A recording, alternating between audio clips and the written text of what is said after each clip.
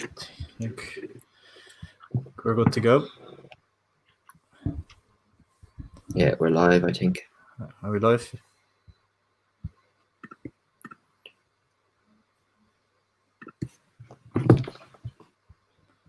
Yeah, I think we are live. What's up, guys? Welcome back to LOI TV, and it is the final game of the season. I'm joined, as you can see, by Liam. Ahead of a good night of action, we're going to be watching the games, and personally, can't wait for these matches. Obviously, as a Shells fan, it's a bit of a nervy one. How are you feeling about the games yourself, Liam? Looking forward to the evening of football, I guess. Obviously, not really enjoying football at the moment as an Arsenal fan, and then Ireland. But look, hopefully I'll find some love again for the game. You know, that's it. Yeah. Any thoughts on the relegation scrap? Obviously, Finn Harp's 2 points behind Shells and Derry, needing a win tonight to stay up to get rid of the relegation playoffs. So they wouldn't be down automatically. But I think your team could be in trouble, personally. I think so. Shamrock Rovers were playing tonight, so they're going for the Invincibles tonight, so they won't be going easy. I haven't actually seen Shamrock Rovers starting lineup yet, but I presume it's strong. They did have a game on Saturday though. They did play. Play Derry on just only one day in between. So yeah, exactly. Yeah. So it'd be interesting now. Like Cork and Derry's kind of a nothing game, really, isn't it? Unfortunately. No, the only thing is Derry might have to win just for a bit of security, but they should at least get a point there, you'd imagine. I'm looking at Shamrock Rovers' team here. It's very strong. They're going with the usual kind of back five. They're going with Manis in goal, obviously. Reece Marshall, Joey O'Brien, Grace, Scales, and Kavanagh as the back five. Then McAnuff, Dylan Watts as the midfield pairing, and then the front three of Graham Burke, Jack Byrne, and Aaron Green. So it's a very, very strong side tonight from Shamrock Rovers. I saw Shells' team, and I'm not entirely sure what the story is, but they lost. Did you see they lost 4-1 to Athlone in the FAI Cup quarterfinal? So I was very surprised at that now. And then obviously there's like a bust up and stuff like that, supposedly. So the rumours of that, Shells' starting lineup: Brady in goal, Byrne, O'Hanlon, Byrne, Oscar Brennan, Gary Deegan, Sean Quinn, Carl Shepherd, Shane Farrell, Darryl Rooney, and Kieran Kilduff. Quite a few attacking players in the side, so it'll be interesting to see how they kind of line up. But yeah, it's gonna be a tough fixture. So yeah, what are your thoughts, guys? Let us know in the comments. Yeah, a winner point, really, don't you? Dundalk, I actually get to pull the table up, but yeah, Dundalk are needing. I think if Waterford don't win against Finn Harps, I think Dundalk are grand, but I think they need to probably get the win against Sligo just to make sure Sligo themselves could still sneak into fourth as well. Yeah, Dundalk are 2 points ahead of Waterford, so a point would do them, which you'd imagine they'd get, really. Yeah, definitely. So no, it should be an interesting evening of football anyway. Yeah, definitely. When is the playoff? The playoff is on Saturday, I believe. It's cool I can actually show the comments up on the screen. That's classic. Strong Irish footy vlogs, strong Shamrock Rovers lineup, very strong. Unfortunately so. Few tired legs. I'm not sure how many of them actually featured. On Saturday, but hopefully there's a few hungover heads and a few tired legs in that team. But I presume there won't be, considering they're going for all out tonight. Thoughts on Hull? Looking at Danny Grant, I saw that today actually. Bowles could have a big job on over Christmas, building for next season. The likes of, I think Andy Lyons has said he wants to go abroad. Obviously Danny Grant now as well, who's getting admirers. And Daniel Mandry's situation is a bit up in the air. He's not involved tonight. Is he with the Ireland under-21s already? Was there no option of him being involved tonight? Not too sure. But he's not on the bench. But it's still strange one, like, you know what I mean? Yeah, I'm gonna look. He hasn't been starting a lot of games. He hasn't started a lot of games. He is, because Danny Grant would have been under-21 squad and he's playing. So if I'm not mistaken. But Bowes' team looks like a good bit of rotation, in fairness. Talbot in goal, Barker, Cornwall, Casey, Kirk at the back, Omar Cher and Tierney in midfield with Lunny, Then Danny Grant, Evan Ferguson gets a start tonight with Andre Wright. Evan Ferguson's only 15, 16. So Yeah, he's a young yeah, lad. that's interesting. That's interesting. Keith Ward and Dawson Devoy on the bench. So Dawson Devoy looks a very good player though. He does. Yeah. Lions not even in the squad tonight. Yeah, that's interesting as well. Actually, I heard I have something here about a few injuries they have. So Bohemians are without captains Keith Buckley and Anthony Breslin, both suspended. Oh, here we go. As well as Andy Lyons, arm injury, Danny Mandrew, groin injury, and Keith Ward, Achilles. But Keith Ward's on the bench, I think. So yeah, there's a few injuries in the squad apparently. Maybe that's just a cover up, but you wouldn't know. This doesn't matter for me. Good to be relegated. When is the video about Cork City you were talking about coming out? Yeah, it's just something we're working on at the moment. It might be a little while before it comes out. Just a little thing we're working on. Might take a little while. But yeah, it's an interesting situation what's going on at Cork, to be honest. Very sad to see them go down. Like one of the kind of heavyweights, kind of really in the league. Absolutely. Yeah, no, it is a shame. What do you think? Oh, any chances of Sligo getting fourth, lads? They're playing away at Dundalk, so it's going to be difficult, realistically. Dundalk side tonight is strong. They've gone with Rodgers, Sean Hoare, Gartland, Cleary, Dummigan, Sloggett, Flores, Kolovich, Murray, Odua, and Hoban. So it is a strong team from Dundalk. Sligo's team, McGinty, Donnellan, Buckley, Mahon, Banks, Junior, Cawley, Morahan, Devers, DeVries and Coughlin. So yeah, it's gonna be a tough game for Sligo to win that, and they have to win it to get fourth, I believe. So yeah, it's gonna be a big ask, but you just never know. You never know. Yeah, football's a mad game. You never know. It is. We'll know more in 2 hours' time. Do you reckon Longford could come up?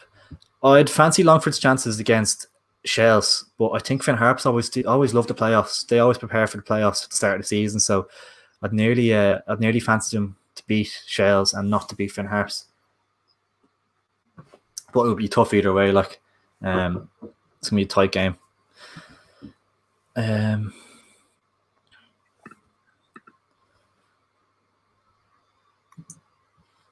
Anyway, if Watford win tonight, nobody can get a place for European League. Everything is in the Blues' legs. Yeah, no, it's up. If Waterford win, then then it's game, set, and match in terms of fourth place. So it's in their own hands, isn't it? Yeah, it's the right part of the body. But yeah, if Waterford win, it's done and dusted. Yeah, opportunity for Pats to win tonight. Pats, of course, playing against Bohemian, so definitely a good opportunity for Pats to win, all things considered. But Bows' team not looking the strongest. Pat's team is Clark in goal, Feely, Griffin, Desmond and McNally, Lennon, Forrester, Robbie Benson, King, Gibson and Kelly. So that looks more or less full strength to me. So yeah, definitely a huge opportunity for Pats to get all 3 points tonight. I think that could be... That's good. I fancy Pats as a Bows man. I kind of fancy Pats to get a victory. Really, yeah. Because Pats are in sixth at the moment, they're 3 points off, but I think they have a better goal difference. So if they win and Waterford and Sligo lose, Pats would get fourth. So definitely a possibility of that. I kind of feel like Bows, like they had a good start, obviously after the restart. Like, you know what I mean? Yeah, exactly. Just on the, and then kind of just fell off because I know they had. I was just on the Carlsberg myself, Keith. What are you drinking, Liam? Actually, you know the beers then, aren't you? One or two for the last game of the season. Yeah, I have to. One day. What were you saying there? Sorry, I think I cut across you. Just like in terms of like Bows, they kind of had a very good restart after COVID, and then kind of it looked they were going well, and then like they played Rovers and kind of seemed to just kind of fall off, kind of because I know they have European football. Yeah, and then obviously the whole Mandrew situation doesn't seem to be helping, and then they've lost a few players with the under 21s and stuff like that, and then you know what I mean? Yeah, no, exactly. Yeah, I'm just trying to figure out the best way to actually watch this. So the teams are starting to come out onto the pitch now. It's gone half, I think. So I'm just going to try and fiddle around with my tabs. And yeah, Dean Granger says hello. Hopefully his team does me a favour tonight. They won't be going easy, I don't think, though.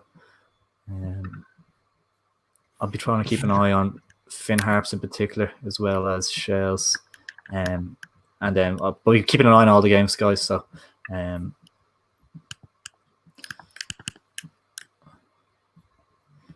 and Moretti man myself. Happy days.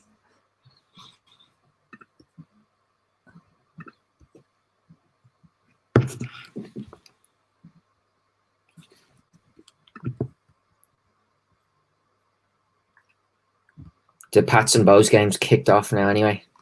Has it? Yeah. As I've like obviously all the other games, I presume so. But yeah. Are you going to keep an eye on that? Yeah, I hope to keep an eye on Pats and Bows, and then hopefully Dundalk Sligo. I think might be a good one. Cool. Yeah, and I might try get watch it away from my phone as well. But yeah, these games are just about to kick off at Talca Park and at Finn Park. So yeah, big football tonight. Ooh. What's up, lads? How are things, Mark? How you keeping? How are you, Mark? How's tonight going to go down, do you think?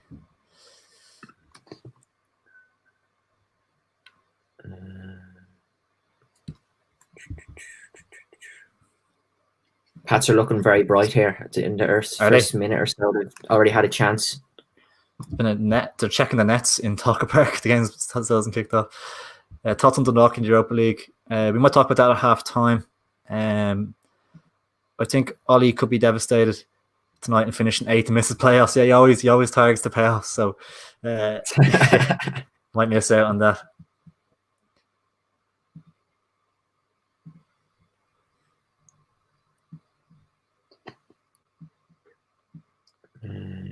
Log in. Shells with Carl Shepherd down the right hand side. He puts a ball into the box. Manis is under pressure. Oh. You feel like Shells might need a little bit of luck tonight if they're to get 3 points. Shells in serious bother. Yeah, I know. The Athlone game wouldn't be much inspiration now playing against the champions tonight.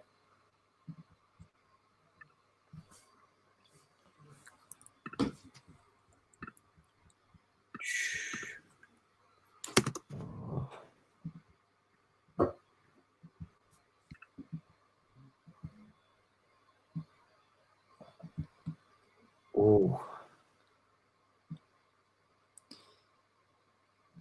a lively start here in Pat's Bows anyway. Is it? Yeah. Be interesting to see how a couple of young lads get on, the likes of Ferguson and stuff. Yeah. Always smartly invest in their youth, you know what I mean? It always seems to pay off. Yeah. And obviously they have that thing with Kevin's and stuff like that, so they always get probably one of the best academies in the country nearly. Yeah, definitely. Right, you have the Derry and Cork game up as well, so I have 3 on the go. Trying to get one of the other matches on my phone here. Do you have 2 up at the moment, do you? No, just the one. Just the one. Okay. Chance for Derry, no. My screen looks absolutely mental. Concerned for Shells if they finish 9th than I would be for Harps. Yeah, definitely. I'll be the same as well. Harps are very experienced in the playoffs, whereas Shells, I think, the form they're in, I don't think I'll be very confident now.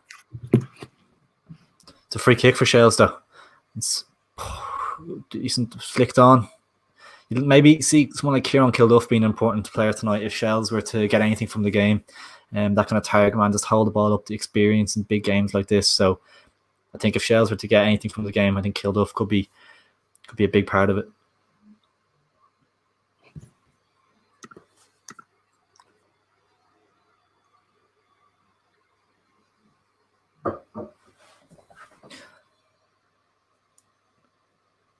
Could be a chance for Finn Harps here.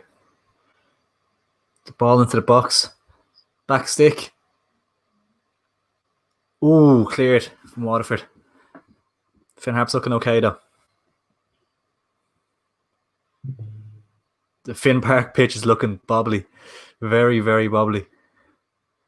As you'd expect. What games are you watching tonight, lads? We actually have them all up on Watch LOI. So I'm watching Shells, Shamrock Rovers. I'm watching Finn Harps and Waterford. And I also have Cork and Derry on my screen as well. And Liam is keeping an eye on Bows and Pats.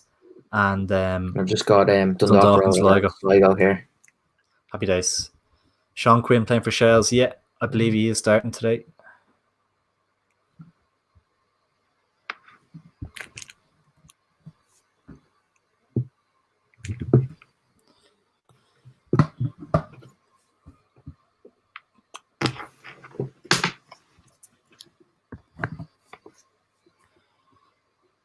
Ooh.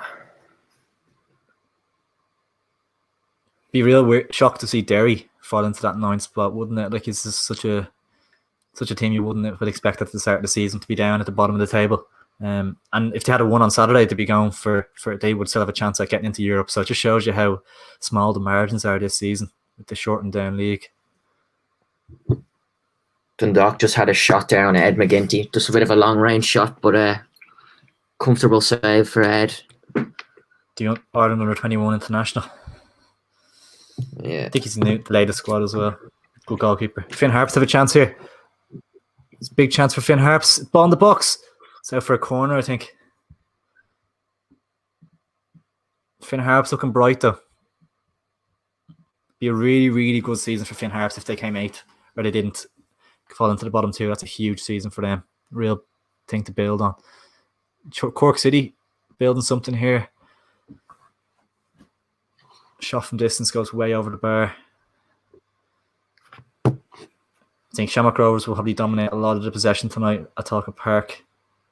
It's going to be a tough night for Shells. If they can cling on to a point, that would see them through. Oh.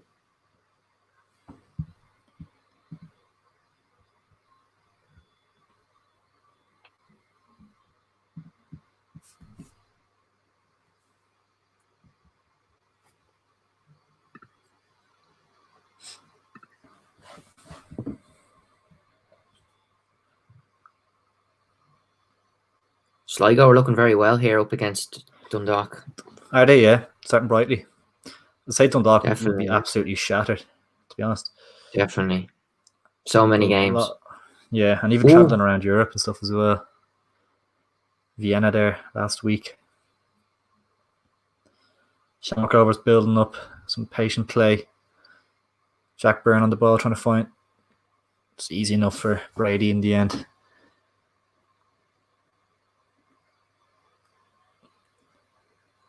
I think the biggest game is probably the Finn Harps Waterford one, to be honest, because both teams need to win desperately.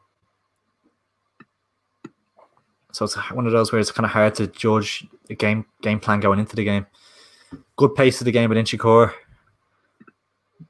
Irish Keith says, yeah, that could be a good game now.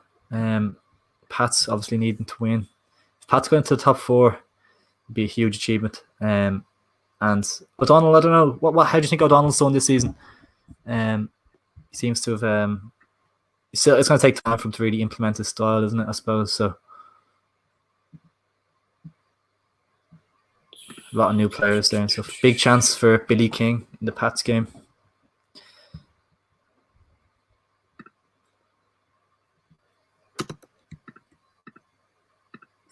Corner for Shells. Swung in. That's a terrible delivery. Doesn't beat the first man. Yeah. Yeah.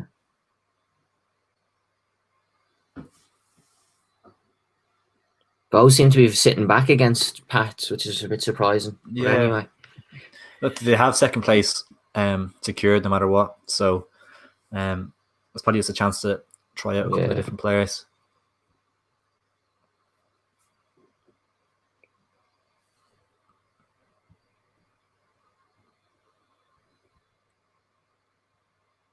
Ball in from Shells. It's 1-0 Shells. Shells take the lead at Talcott Park.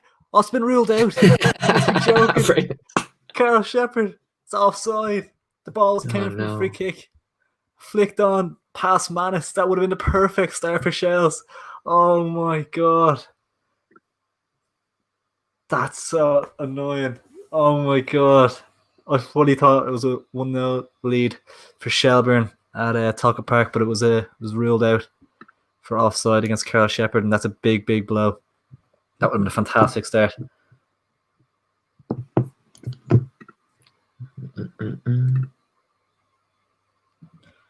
Up and down from O'Donnell, but needs a full season, definitely. Yeah, I'm sure you had so many players to bet in, and then the whole COVID situation is just a nightmare. So yeah, he definitely needs another year before being judged, really.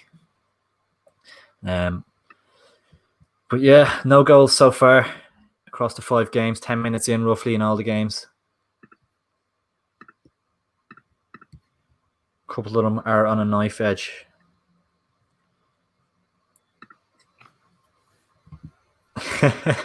Poor Ross. Oh, stop. Fully thought we had taken the lead there. Could you imagine if Shells put an end to Shamrock Rovers' invincible season, the last game? That would be something else. That'd be huge, coming off the result they just had. Like, you know what I mean? Yeah, absolutely. The thing is, Longford, it takes so much confidence from Athlone beating Shells. Like, do you know what I mean? It takes so much confidence from that. It's good to see, though, kind of in a way, like the underdog winning. I know, obviously, as if yourself, like, you know what I mean. I know, but yeah. Neutral point of view. I think they have either Bowes or Dundalk. I think it is in the semi-finals. It'll be interesting to see how they do. I think Sligo might have taken the lead. Do you advise on that, Liam? Yeah, I do. But currently, I believe this is in the 9th minute for me. So the 9th minute is just behind, is it? Could be, yeah.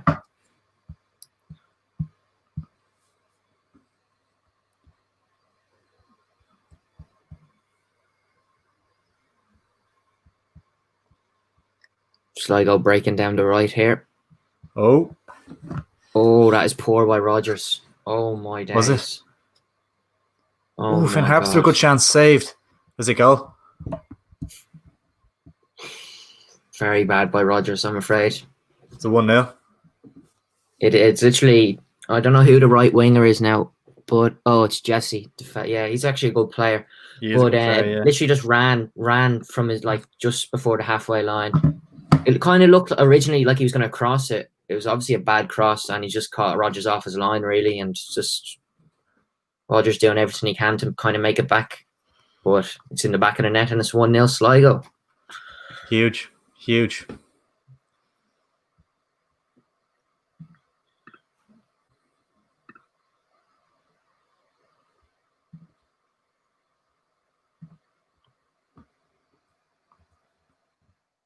Rogers has been poor recently. I don't know.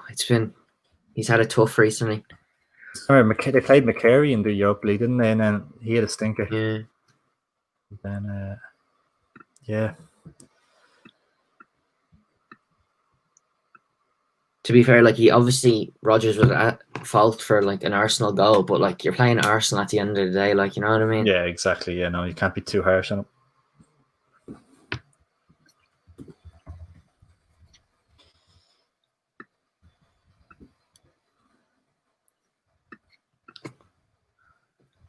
I now have 2 matches up on my laptop, and it's just a mental setup, like. I'll stop, man. Mine's nuts. I think Cork City have a free kick in Derry's half. She's going to lob it in. I hate those kind of games for Cork. Oh, Cork have taken the lead. It's offside, is it, as well? Ball was in the back of Derry's net. But it's not been given. And Shells actually have a free kick against Shamrock Rovers in a good area. It's deep cross. Manis comes and claims here. That's a free out. No, it hasn't been given, but it's still 0-0. Shamrock Rovers can clear. Graham Burke. I think Waterford have gone 1-0 up, have they? No. I can't keep track of this, honestly. Can't keep track of this at all. You're like Soccer Saturday here, like. Yeah. Like Chris Kamara here.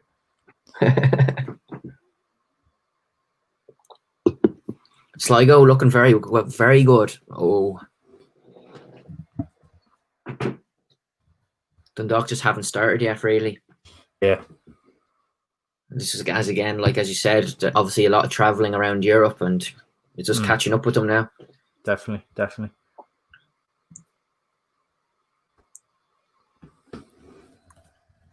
Been very impressed and surprised with Sligo, because obviously they had a bad start to this original season, and then obviously the momentum's just completely changed, and they're putting results together. Post lockdown, they've been very, very good. Exactly, yeah. Try to get the scores on screen.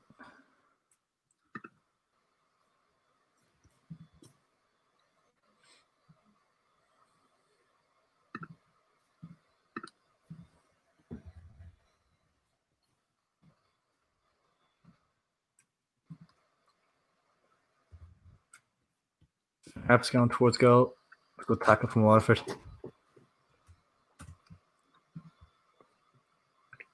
I think there's a high foot here on the keeper, and Pats have got a free kick in their own box, obviously. So,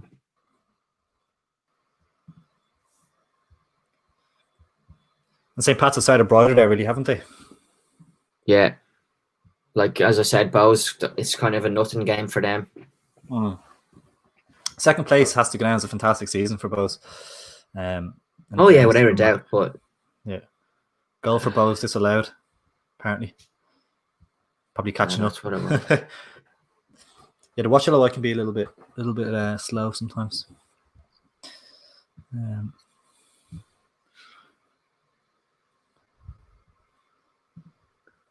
Oh, what is the story with this watch LOI?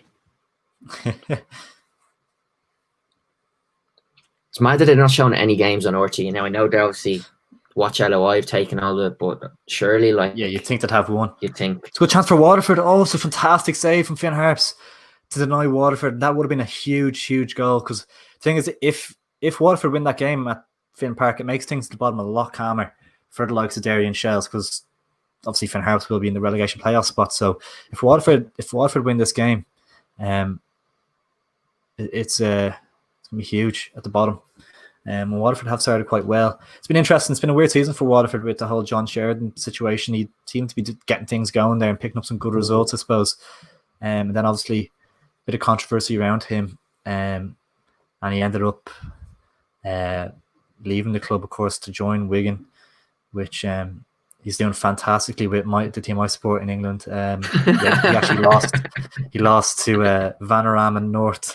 Vanarama bottom win list. Chorley United, I think they're called.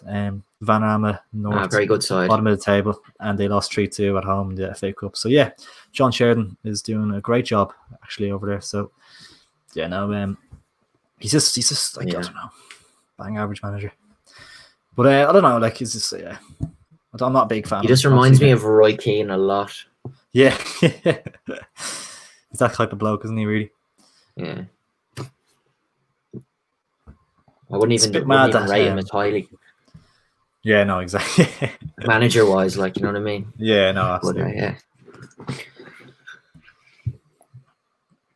yeah, he's an old style kind of manager. Like, it's like real bad motivator, I think, or something. Yeah. You know, he motivates a certain type of person, like. But... yeah. Leadership style, really. It's completely different. Definitely, yeah. To the modern game. Yeah. Sligo, I'm very impressed with Sligo at the moment. Really? They're on top. Yeah, definitely. Causing a lot of problems down the right-hand side. So, as it stands, obviously, Sligo 1-0 up there. They're only a goal behind Waterford on goal difference at the moment. They are in 5th place, Sligo. But could you imagine Sligo getting European football? After the start they had to the season, it'd be fantastic from Liam Buckley to have achieved that. And I have to say, Liam Buckley is a top-class manager, in fairness to him. Absolutely pouring down at Talca Park. To just show they panned up a bit to the floodlights, and the rain is absolutely bucketing down. But yeah, Liam Buckley's done a really, really good job.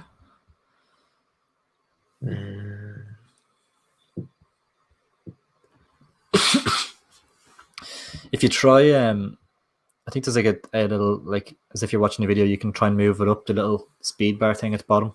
Maybe if it's behind or something. Not sure if that's a thing, but Yeah, might just be a little bit slow.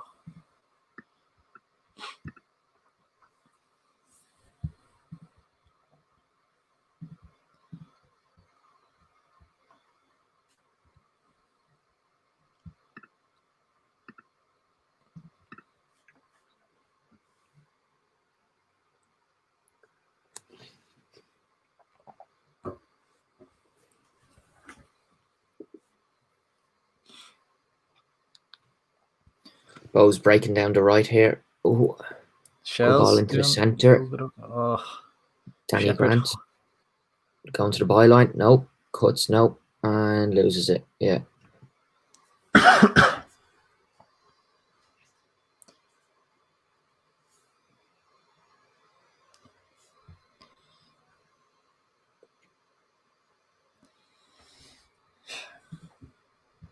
Oh. Danny Grant, the player being rumoured to go to Hull City, as you mentioned at the start of the stream. What did you make of those rumours breaking today? I think it was actually Hull, a newspaper in Hull, came out and said that he's a target in January for Hull City. I'm not sure if he's actually under contract. I presume he is for next season with Bose, so there will be a transfer fee involved. I really like Danny Grant. He's kind of like, obviously he's been with Bose a while now, like he was under 19s and everything like that. But yeah, like, you know what I mean? He's now in the international setup for the under 21s, and it's just, you know, once you start getting that sort of experience, it's kind of invaluable, like, you know what I mean? He's only 20 years old as well. Yeah. Such a blow. He's still in college though, I'm pretty sure. Like, yeah, imagine losing Danny Grant and Chris Twardek on the same seasons. Yeah, no, exactly. And then obviously the rumours around Andy Lyons, I think he's come out in public. He said he wants to challenge himself abroad, and Danny Mandrew as well. It seems like public relations with the club. His relationship with the club seems to be at an all-time low really this season. So it looks like he could be potentially on the way out. Obviously, hasn't the Mesut Ozil of Irish football. If you ask me. Just on a lot less money, but yeah, just about that. Yeah, no, that's actually a good analogy, to be honest. The Mesut Ozil of the League of Ireland, Daniel Mandrew.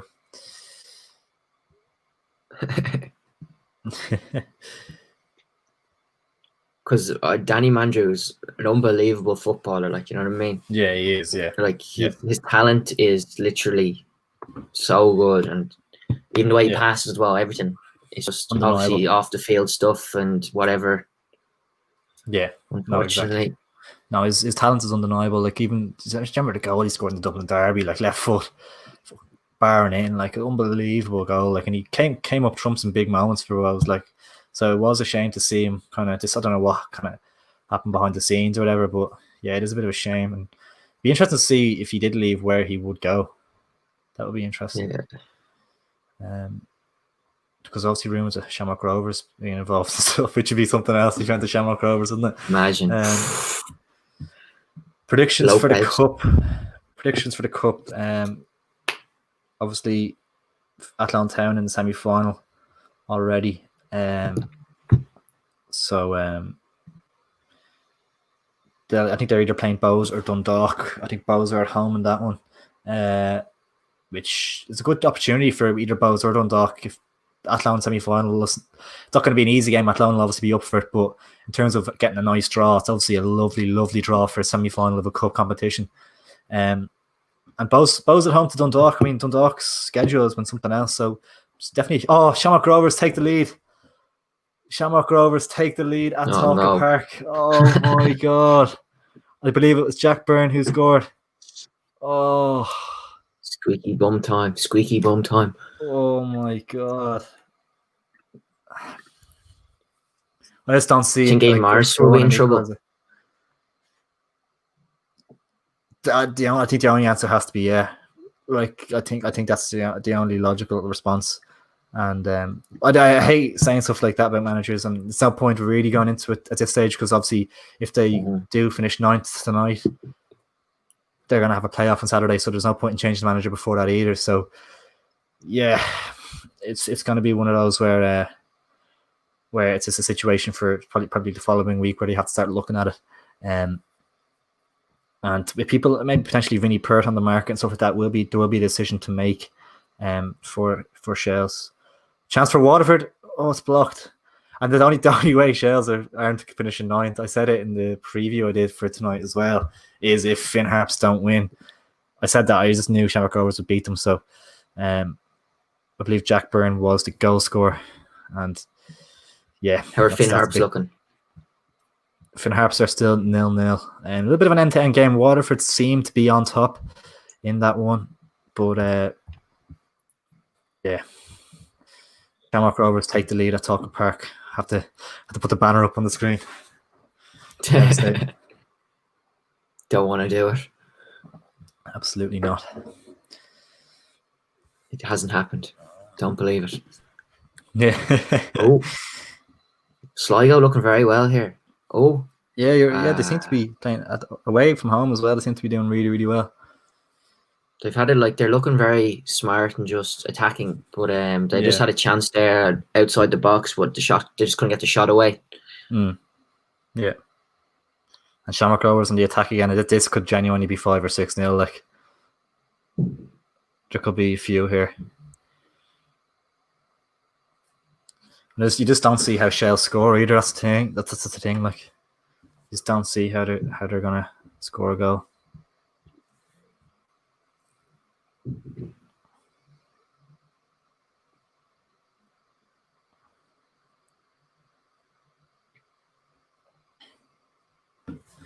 Mountain to climb now. The thing is, you just have to say, just keep it at 1-0, and then you'll always hopefully get a chance at some stage to equalise. But definitely, it's going to be tough.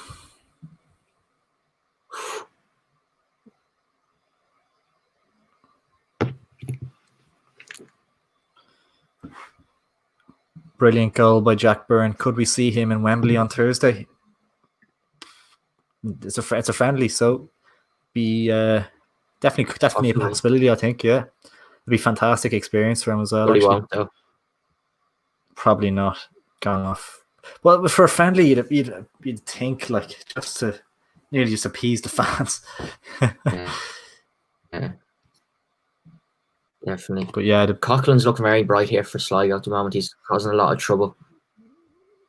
Yeah, Ronan Coughlin, very good player. And obviously the signing of Junior was a brilliant signing. And then I'm not sure what the situation is with Romeo Parks, but they couldn't get a visa for him this season. But could that change next season? Yeah. Who knows what could happen. So if they have the 3 of them in a front 3, that would be something else. Could push on. That'd be incredible front 3. Especially with Liam Buckley, as you were saying. Good manager. Yeah, exactly. So yeah, Sligo lead at Oriel Park. Shamrock Rovers lead at Talcott Park, and the rest of the games remain scoreless for the time being.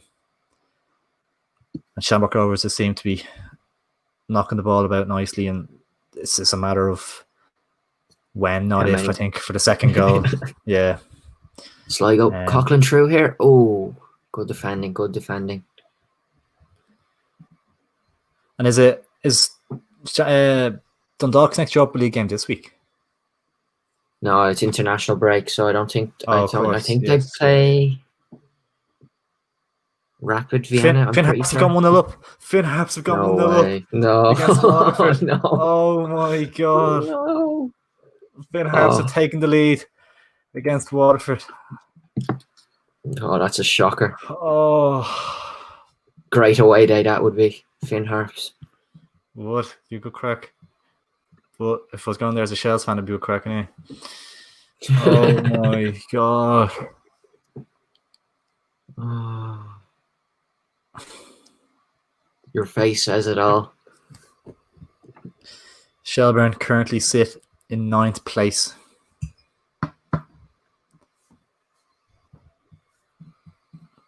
Still plenty left in the game, so yeah, I think the only thing that is possible is I think if Waterford equalise. Apart from that, there's no hope.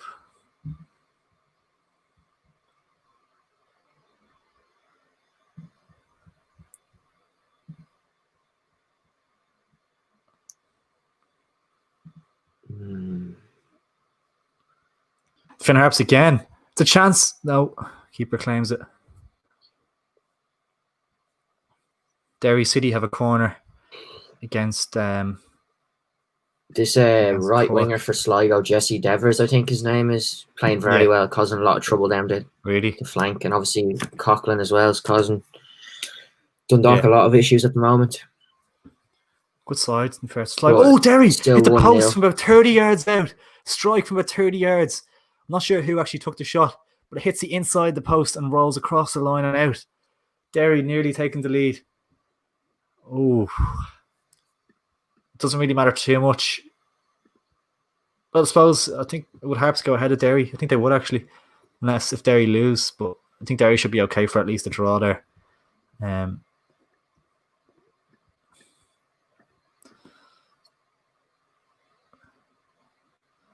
You just don't see how Shells will get back into this now.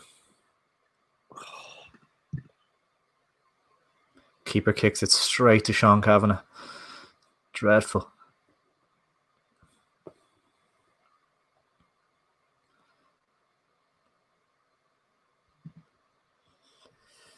Is the Harps game any good? I can only watch 2 games at the moment. Rovers playing against 11 mannequins. The Harps game is decent, to be fair. It's both sides. It's probably the most important game of the night. Both sides obviously need to win.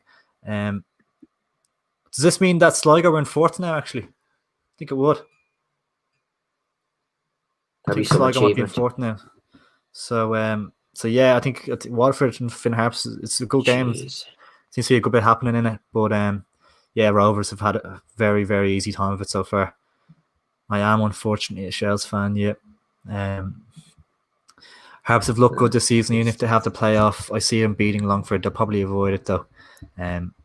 Yeah, I think they beat Longford as well. They're just the masters of that playoff. But I think they might just avoid it as well, to be fair. Derry can finish 9th, I think. Yep, they can finish 9th if they lose to Cork, which would be an achievement in itself of this season. Both get it away, and if Shells draw and Harps win. Still 0-0 in Richmond. Is it? I think it'll take a lot for Derry to be in 9th come the end of the night. It's a corner for Waterford. Hooked clear from Barry McNamee.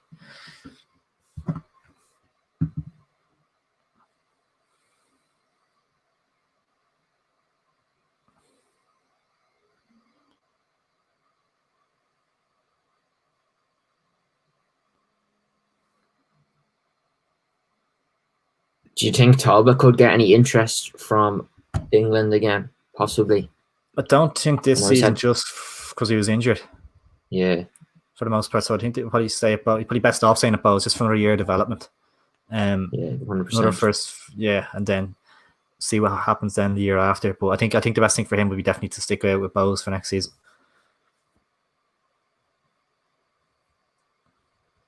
Oh, Pat's had a good chance there across the box, kind of anything on it, and just hasn't managed to get anything to it. So it's still 0-0 here, and they just got a free kick in outside the box, slightly shootable range, possibly. But we'll wait and see now who takes it. Good chance for Pats. And the race for Europe is really heating up with Waterford losing at Finn Harps. The race for the top 4 is heating up. And if that can take my mind off the race down the bottom, the better it is, I suppose. Draws enough for Waterford. The Fats fail to win and Sligo win by less than 2 goals. Yeah, sounds about right. But it sounds like Pats could win tonight. Bows have a weak enough side out, and Pats have been started well, and have had a goal disallowed, I believe, as well, wasn't there, or something like that, or a good chance. So yeah, Pats are looking good.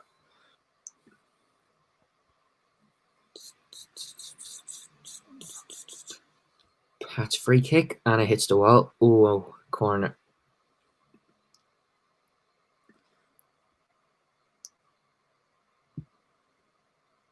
Very poor free kick from Pats, but they've managed to grab the corner from it. Take that. Yeah, Sligo are 4th right now, which is incredible, really. Think about where they were at the start of the season. It's fantastic. Ooh. Ooh. Oh, offside. Was it in? Sligo had a good. They're just causing all sorts of trouble for Dundalk at the moment, and they just whipped in a ball, and the fella, I think, Junior was it possibly, or Coughlin were offside there, so still 1-0 in Oriel Park. Yeah, fantastic result. Sligo very much on top.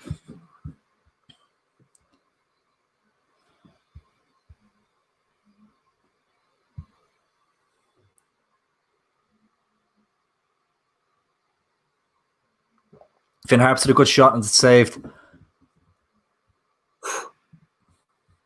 And if it's 2-0, both of the goal disallowed, apparently, in the comments. Did you mention that, actually? I think it was when I thought that there was a free out, but that must have been for it. I think I had a bit of a buffer. Oh, yeah. Oh, Dundalk chance, possibly? No. Oh, well over the bar there by Dundalk.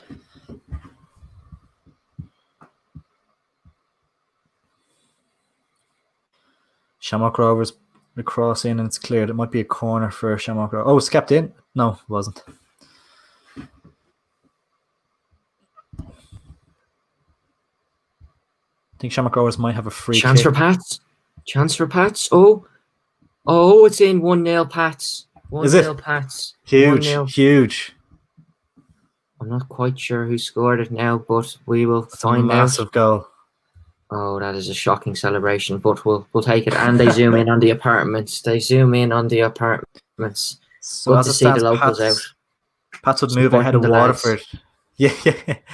Pats would move ahead of Waterford into into fifth, and they'd be behind Sligo by 1 point. Finn Harps have a chance. No. Number 19, whoever that is. I can't. My eyesight's getting worse, but every day. Yeah. But it's 1-0 at Richmond Park. Pat's taking the lead. Very good goal, very worked goal, and very well worked. Jordan Gibson, according to live score, got the goal for St. Pat's. Yeah. Adam Foley got the goal. Obviously, look a bit better. Yeah. Ooh. Shamrock Rovers, Jack Byrne to whip one in. It's a great ball into the box, headed clear. Joey O'Brien keeps it in the mix. Is that two? Oh, it's offside. It's offside. Shelburne looking absolutely dire. Absolutely dire. Really, yeah. Shocking. If you are enjoying the stream, guys, do appreciate if you drop a like on it. It's much appreciated. And it's breaking through the middle here. Oh, handball? Has to be a handball, surely. No, play on. That's... I don't understand this game anymore. Rapidly falling out. Oh, it's a chance for Finn Harps. So there's a slow pass back from Waterford. They were starting to look a little bit sloppy here. Finn Harps looking much more up for it than Waterford tonight. And it was nearly intercepted, the pass back to the keeper. Waterford got away with one there. The pitch looks absolutely dire in Finn Park, though. So wobbly, like. And that's just the way they like it, though. It's like Stoke on a Tuesday night. Yeah. Donegal. Ballybuffet on a Monday evening. Not much worse places to go.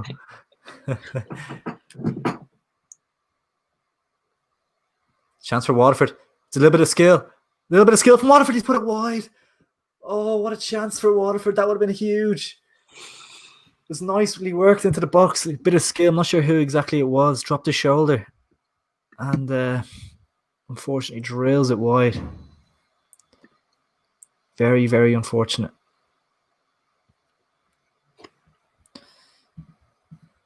Shells for the drop. It's looking that way, isn't it? Yeah, pretty good. Pretty good.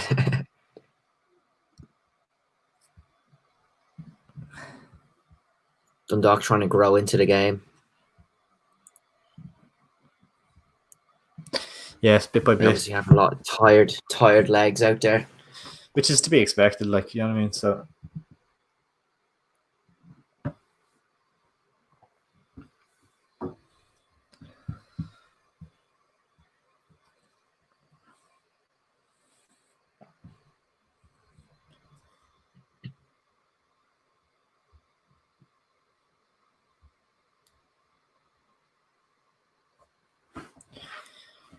Waterford having a counter attack here.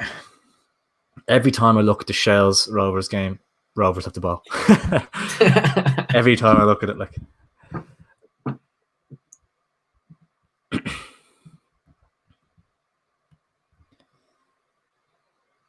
Bows really haven't created much, obviously, bar the disallowed goal, but Pats are definitely on top, and Sligo on top in the other game.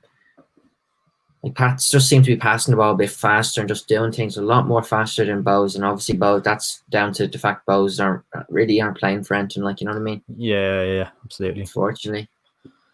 Yeah, no, definitely. And it's just more urgency about Pats in terms of what they need to get done tonight. As it stands, they aren't in the top 4, but with the way things are going, there's definitely a possibility that they could sneak in. So it's anyone's really. Pats obviously 1 point behind Sligo, so they would need Sligo. They would need, if Dundalk equalise against Sligo, which is definitely possible. Possibility, yeah. Pats would go into 4th place. So yeah, there's a lot. The second half will be really, really interesting. So yeah, Dylan Watts finds, I think it's Jack Byrne. You can't get near him. Like, he's strolling around. He loses it there, of course, as I say it. But Shales win the ball back, and it's rolled all the way back to Brady.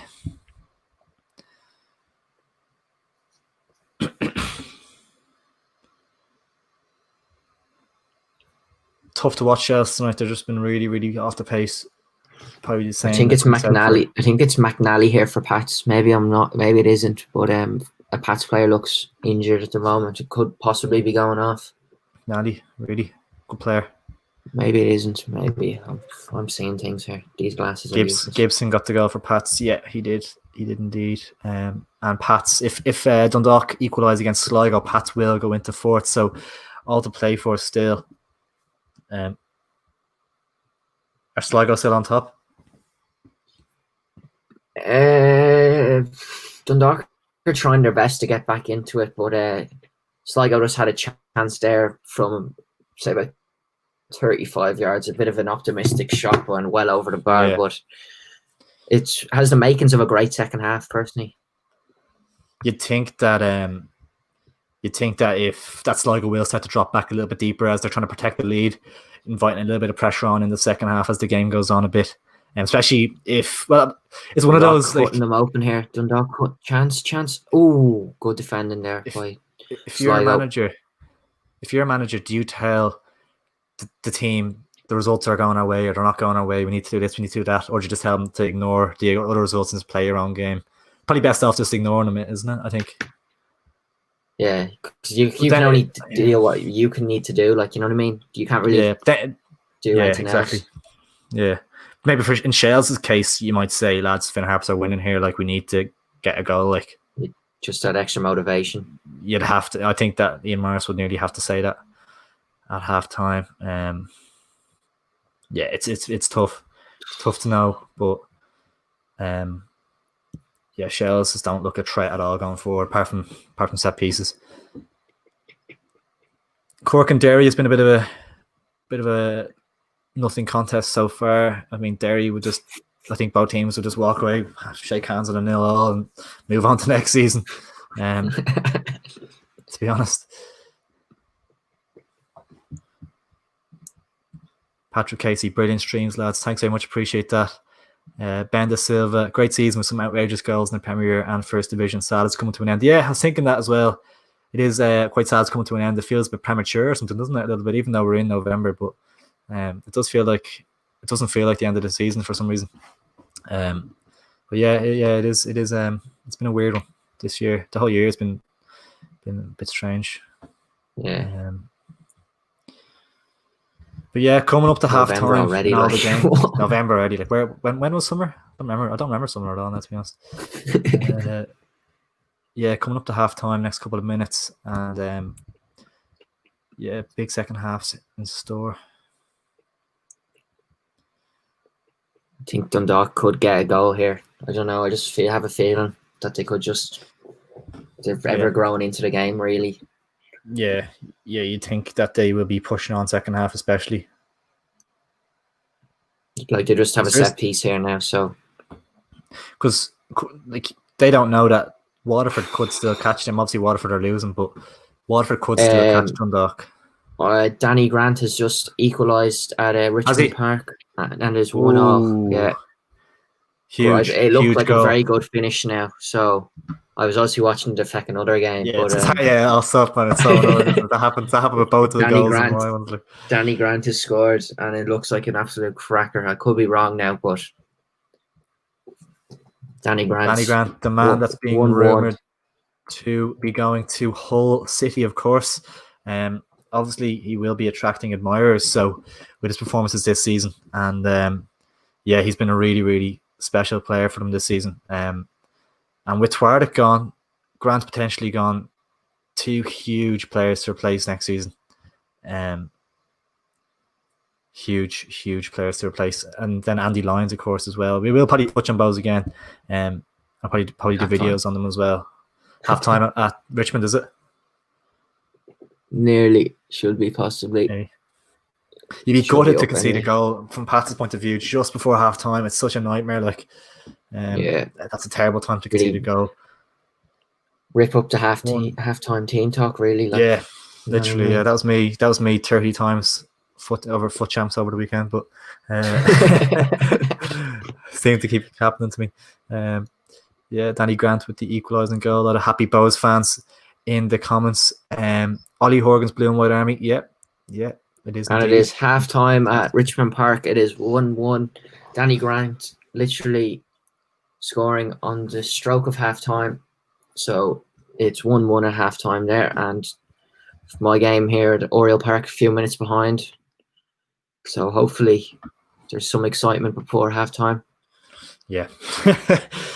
Cork City is 0-0 at half-time. Cork Derry. Yeah, nothing really. Nothing fixture. Ooh, really. Chance for Sligo there.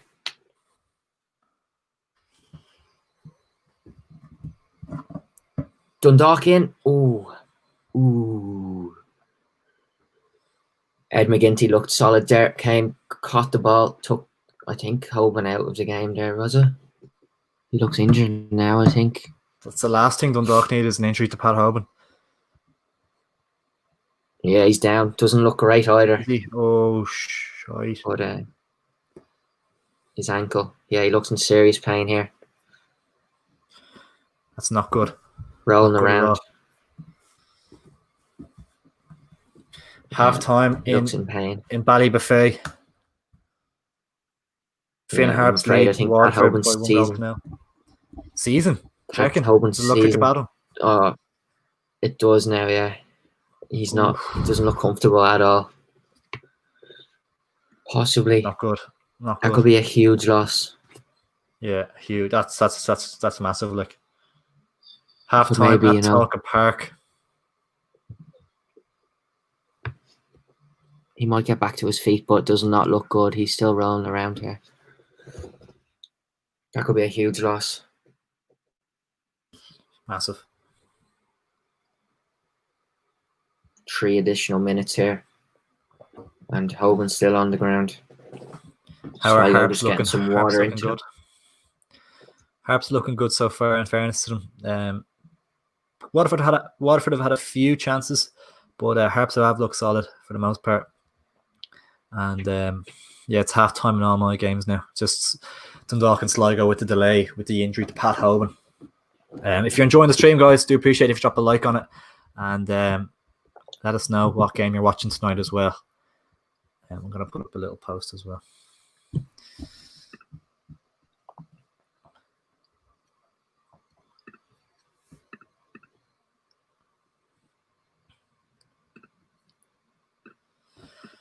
Yeah, so halftime. Is it halftime at Oriel, or is it still being treated? No, 46 minutes. 46. It just, yeah, the game hasn't restarted yet. Anyway, looking for the ball, so hopefully it gets back underway. Yeah.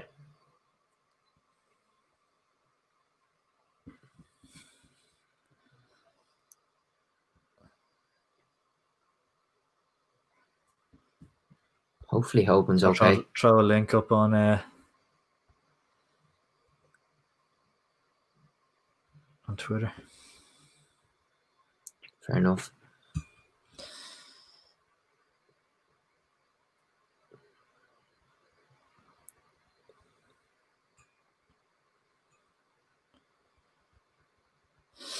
Yeah, so interesting enough for opening half to all the games. Run through them quickly. Cork against Derry City, 0-0.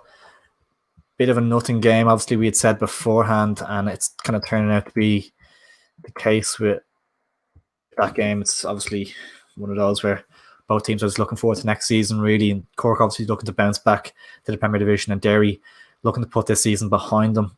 St. Pat's Bows, you're watching that, Liam. Thoughts on that one so far? Yeah. I think Pats have looked the better side, but obviously with Bows' disallowed goal and Danny Grant's always a threat, and that's always obviously been the case because he's came up with the equaliser. So I think it'll be a tough one to call, but I can't see maybe it being a draw personally. Yeah. They could each get a goal each, like you never know. Just one of them games. Yeah, it is. It is, exactly. That's a tough one to call, but Pat still having a chance at top four. It's gonna be a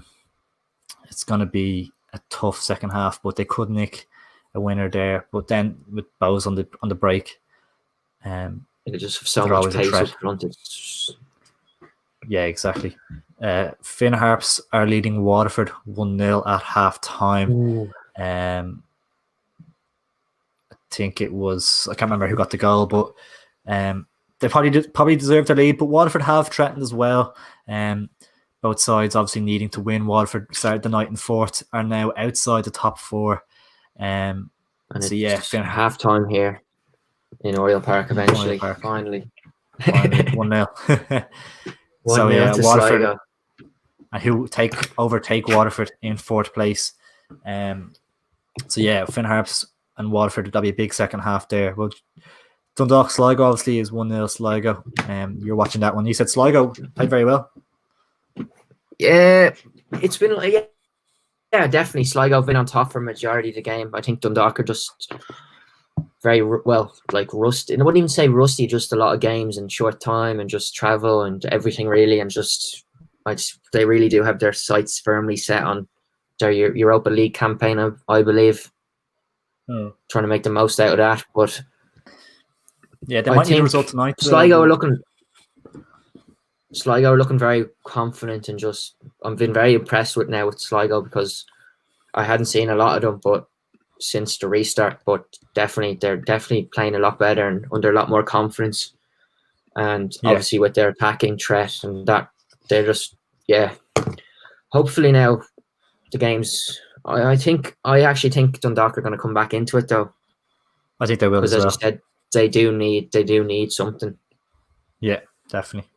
And they'll be putting on the pressure in the second half for sure. And then the final game, obviously, the less said about it, the better, I think. Shells losing 1-0 at home to Shamrock Rovers. And Shells have been absolutely diabolical, as you'd expect nearly at this stage. Shamrock Rovers just very, very easy for them just to keep the ball. They've only had one day since the Derry match where they won. And they're full value for the lead at half time. And yeah, it's been tough. It's been a tough half for Shells. But Shamrock Rovers are full value for their lead. It would be a shame if Shells go always up for a derby. Yeah, exactly. It would be a shame. Has it been announced when next season is starting? I don't think so. I haven't heard anything anyway, but I presume it's just normal. Whenever it was February, I think it's February, isn't it? So I presume it's just the same. Bows for the cup. Yeah, they could. If they have a home game against Dundalk in the quarterfinals, which would be tough, then whoever wins that has Athlone in the semi-finals, which is a lovely draw. No disrespect to Athlone, but that's a fantastic draw for an FAI Cup semi-final. And then you're in a cup final. So 90 minutes against probably Rovers or whatever from the other side of the draw. So could be huge for Sligo. Definitely. Luke Joyce. What a lad. Could be huge for Sligo. It could indeed. If they win tonight, puts them in a really, really good position. So yeah, get your comments in, and we can have a chat about some bits over half time. Leave your predictions for the second half in the comments as well. But yeah, I've enjoyed the Finn Harps Waterford game. To be fair, it's been quite a good match. But Luke Joyce, yeah. But if you're to touch on the Bow situation in terms of next season, what do you think in terms of obviously a lot of player departures being rumored? Danny Grant, it's like as you said, they always seem to be rumored with a lot of departures every year. Really, they always seem to do well the next season. So Keith Long seems to be a genius at replacing players. Like he's always doing a really, really good job with it, and he deserves such credit for that because it's so difficult to constantly like have to rebuild a side nearly. He always finds little gems though. Like I don't know. Like I honestly don't know. He does. He's such a good job. And would he be potentially a target for a Dundalk if Giovignoli doesn't work out there maybe next season? I was very surprised they didn't go from him actually in the end, and they took Filippo or whatever. I just thought Keith Long made the most sense, and obviously Keith Long probably would have jumped at the job. Yeah, full time, probably more money. It seemed like a good fit, didn't it? Seems like a good fit. But I'd like to see Keith Long kind of stick it out with Bowes because I think they're building something. Yeah, exactly. And obviously, personally, I don't think Mandrew's going to be there next season. But I don't know what club's going to take the gamble on him. That's the thing, though. He would be a gamble, but he potentially one worth taking. Whereas like he does deliver in big moments, like. If you can just unlock him, whatever the issue is, great player. Yeah, it's hard to know because we don't know what's going on behind the scenes with Mandrew. He could be seen as more trouble than he's worth kind of thing if he's not getting into the team, not involved in the squad at all tonight, which is a big tell, I suppose. So I know he's injured, but like, is he injured? You just don't know. Yeah. I know he's had a few injury problems this season, it seems. But remember the club statement by accident, because like a jokey thing where they said he was hungover and stuff like that. Like there just seems to be a weird relationship between the club and the player, and it seems like the fans have kind of turned on him a little bit as well. If there's any Bows fans watching this, let us know what you think of the whole manager situation, because it'd be interesting to hear your point of view on it. Yeah, definitely. But yeah, it seems like a weird one. I'd say manager to replace Byrne at Rovers. That would make sense, I suppose. Do you think Jack Byrne would be on his way out? Do you think he sticks around? Because I heard that Shamrock Rovers have offered him a huge bumper deal to stay. And he seems to be loving life. I think he's. I could see him maybe in League One. Yeah. I think Championship right now kind of too much of a big jump from League of Ireland. Like obviously the likes of Zach's gone over, Trevor Clark's gone over. Yeah. Seems to be doing okay now, but like Jack Byrne be a big step up now from them sort of players. So I think he could do very well in League One. Definitely, yeah, 100%. I think he's more than capable for League One. Yeah, definitely for sure. I think he's more than capable for League One. I think he's probably more than capable for the Championship though. But maybe a year in League One just to prepare himself for that jump up. He's still very young, like, you know what I mean? Like, yeah, exactly. I think he's 24 for ages. Yeah, feels like he's been around for years, but he's still very young. Just turned 24 or something like that. Irish Footy Vlogs. Danny won't be at Bows next season. Have you heard anything yourself, Keith, on that? Just out of interest, it's just a bit of a weird one. I'm a Bows fan and I don't want Shamrock Rovers to get him. Yeah, you wouldn't really want a player like that going to your rival club, because he is one of those players that is a talent. Because remember there was a rumor of him going to Holland. So yeah, I don't know where that one's gone, but there was a rumor that he was going to Holland, to a team in Holland. I think it was FC20 or something like that. But yeah, not too sure. I was like, I can't really see. It depends if Byrne goes or not. Like, you know what I mean? Yeah, exactly. The Rovers really want to take a risk on Danny Mandrew as well. I think, yeah. If Byrne went, it would nearly seem like a logical move. I think, because it's kind of like it just fits kind of well. Like he's like for like kind of. I don't think you could have both of them. I don't think you could have both of them in the same kind of squad because, and then you have to remember Dave Aaron McAnuff, who's similar kind of player like that. Dylan Watts as well, who hasn't really even been getting in this season, is a top player as well. So I don't think they could bring Mandrew in on top of that without letting one go. FC20, yeah, that's who I was saying. Yeah, can't see him going anywhere but Rovers, to be honest. Yeah, I'd probably tend to agree because I think he will. I think he'd probably would he want to stay in Dublin? Maybe, yeah. Potentially wants to stay in Dublin because he definitely won't be going back overseas anytime soon. No, that raises the question of maybe Dundalk. It's not that far. Like, do you know what I mean? Like, he could go somewhere like that. Yeah. Whether he's up for something like that would be interesting. He's definitely leaving, but I can't see him going to Rovers now. Yeah, it's gonna be interesting to see what happens with that because it'd be such a controversial move for him to go to Shamrock Rovers. I know Pico Lopez has done it before and stuff, but I feel like this one would be so much like even on like social media and really raises the profile of it a bit more, doesn't it? Big time, yeah, definitely. No. So like I think it'd be such a big move. Because I'd say like he's kind of like he was at one stage like their golden like wonder boy, and you know what I mean? Yeah, it's just absolutely. Such a huge fall from grace now, really. Yeah.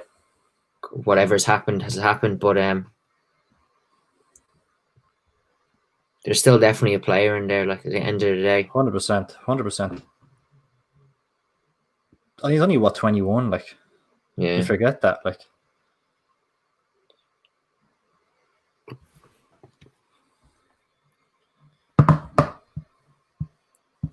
then again, would you say Bowes could have a replacement with like Dawson Devoy and all them sort of younger lads coming through? That's the thing. Yeah, like they have a ready-made replacement there. Could it be worth them getting Mandrew off? Like, obviously, Dawson Devoy doesn't have the same experience or games, but could be a future for Bowes. Like, you know what I mean? So you just never know. 100%. We're back underway at Cork and Derry. That's an end-to-end game. Yeah.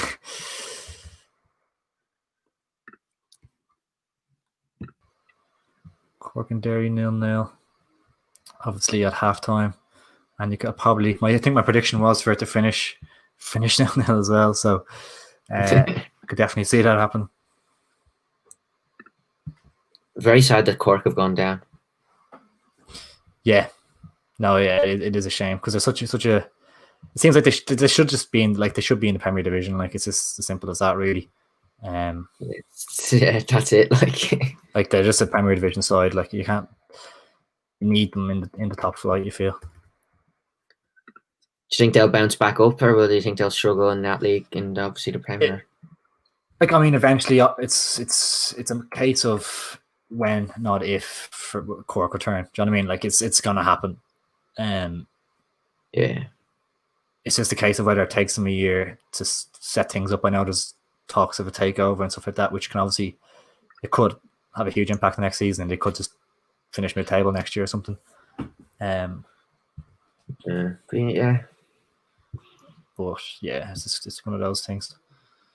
Depends on what happens tonight. I think it won't be long before Ian Morris is gone and Vinnie Perth is in. Yeah, that seems to be a bit of a popular opinion among Shell's fans. Obviously, that Vinnie Perth on the market, presume he'll be a manager that teams would look at if they were without a manager, because he's won a Premier Division title and not so long ago. And I think Vinnie Perth's a good manager as well. So yeah, Ian Morris situation.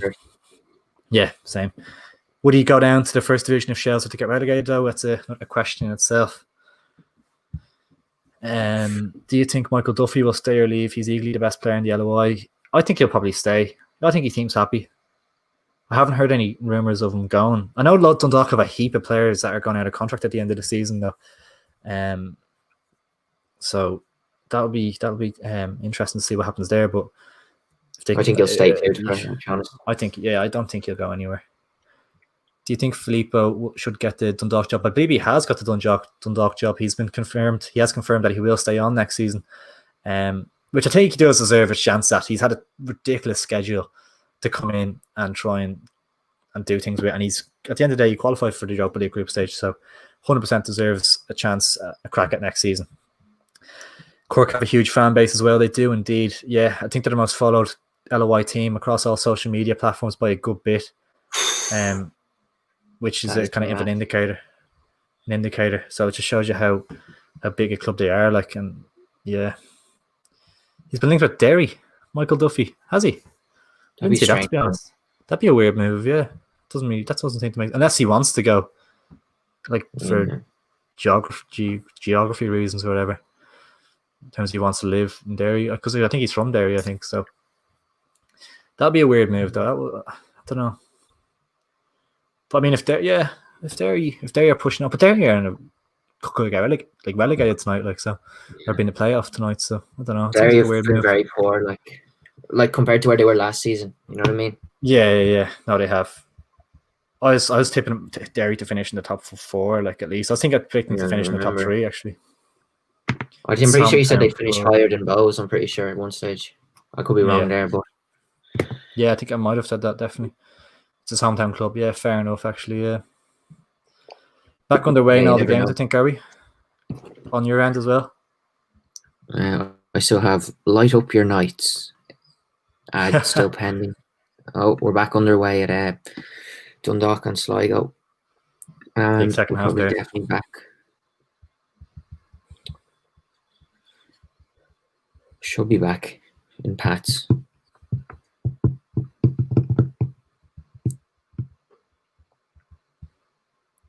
Dundalk already look like they have more of a eagerness to just pass the ball, get things done. Yeah.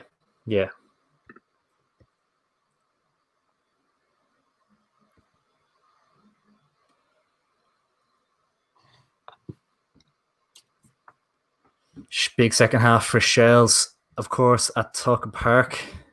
And Shamrock Rovers seem to have a chance here. Brady does well to cling on to it. I think there's a player injured in the Cork game. He's been down getting treatment for the last couple of minutes.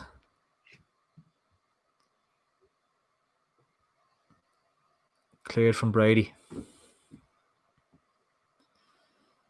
Not sure if Derry will be able to afford Duffy's wage without European money. Yeah, that's what I was thinking, something along those lines as well. Would they be able to afford him? Because surely he's looking for a good chunk of change, like top player, like, and without European money, he's a good point as well. Have more resources as well.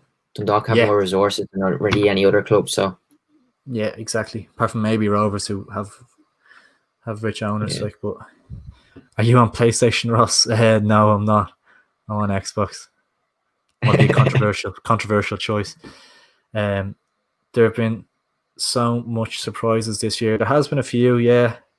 Obviously Cork.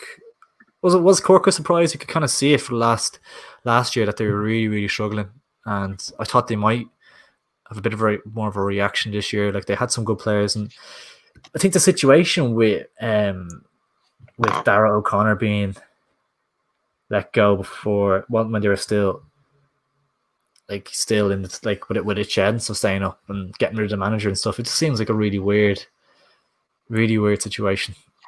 Like, Darragh O'Connor be considered one of the better players, like super goal from Jack Byrne. Yeah, very strange decision to let him go. Yeah, absolutely. You're not talking about right now, are you? That's earlier's goal, isn't it? Better not be right now.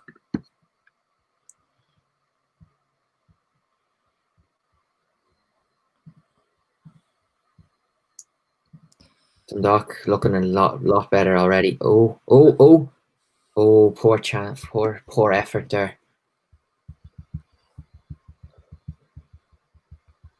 I think Dundalk are definitely going to come back into this game. They're on top, buddy. Yeah, much better first few minutes than the last half or so. Shells with a free kick in a good area. It's too heavy. It's a terrible ball. It has to be better than that. Out for a goal kick. It's just poor from Shells there.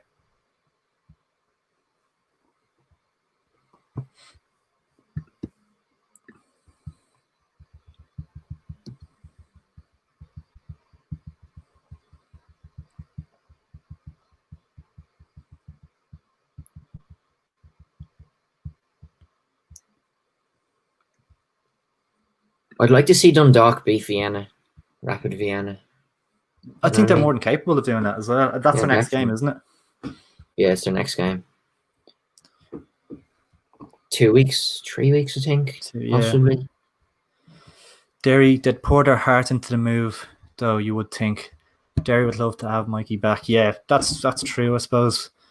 But yeah, it is a question of a financial position. Like, would they? Surely he'd be costing what? He'd be nearly 4 figures a week. You'd think, close to that anyway. So he's on that at Dundalk. Best team in London that wears red. Ty Russell asks. Crystal Palace, I reckon. Crystal Palace, definitely. Great side. Wilf. Yes, earlier's goal. Thank player. God. Do you see many Premier Division teams taking players from Cork City in the nicest way possible? No. There's not many that you'd think like. There's not many that you'd think would get the move back up, and I think they have a lot of young lads on the side as well, and even the likes of maybe McLeod and stuff might be of interest to it, like even like a Longford coming up or something like that. If Longford were to get promoted, or maybe a Drogheda, I would look at McLeod or something like that, because I do think Dylan McLeod's a good player, but I think he'd stick out with Cork and just try get them back up. He's a top player in the first division as well, and he's shown glimpses of being class in the Premier Division. But yeah, I'm not sure. There's not many from Cork that you'd think. It was 4-3 last time, so it's very possible. What's that about? 4-3 in. I'm not too sure what that's about now. Yeah, that's confused me now. Anything happening in the Pats Bows match? Pats back on top, kind of keeping the ball kind of well, and Bows sitting back. I think this one's going to end in a draw, personally. Checking. Yeah. Dundalk was Rapid Vienna. Sorry, yes, it was 4-3, of course. Yeah, and it was a weird game. Yeah. So many penalties in that match, like. Yeah. Yeah, that was a really strange match, to be honest. Because it's even weird to see Dundalk score 3 in Europe away from home. It's not. You don't see that every game. Can't really see Shells getting another game. Rovers doing well. I don't see Shells getting a goal at all in this, to be honest. Rovers are doing well, but Shells have been dire. That's sloppy pass from Shells. Dreadful pass. Like, they can't string a 5-yard pass together. Like, they're so bad. Carl Shepherd with a strong challenge. Buzzing to see the Ginger Maldini, Hugh Douglas again. Great player. He had a very, very good season. If you could see him back up in the top flight. Rovers need a lot of new players next season because we're in the Champions League. I think in terms of how League of Ireland sides go, Shamrock Rovers' team is nearly as good as it gets. Like, there's not many positions that you'd look at and think they need to upgrade there, apart from maybe bringing in a striker. I know Aaron Green has done really well this season, and he's a huge player to have for them. He works so hard for the team, but maybe a striker who could score more goals than that. But that's hard to come by. But apart from that, you look across Rovers' team, and even the depth in a lot of places as well is very, very strong. There. Very good chance. Knocking on the door. Yeah, they're definitely gonna. I think they'll grab one. Good save though from Ed McGinty. I mean, it's a save he should be making now. So yeah, header, kind of glancing header, and comfortable enough for Ed McGinty. But I think Dundalk are definitely going to grab a goal here, or grab two, maybe. Turn the game on its head. Yeah.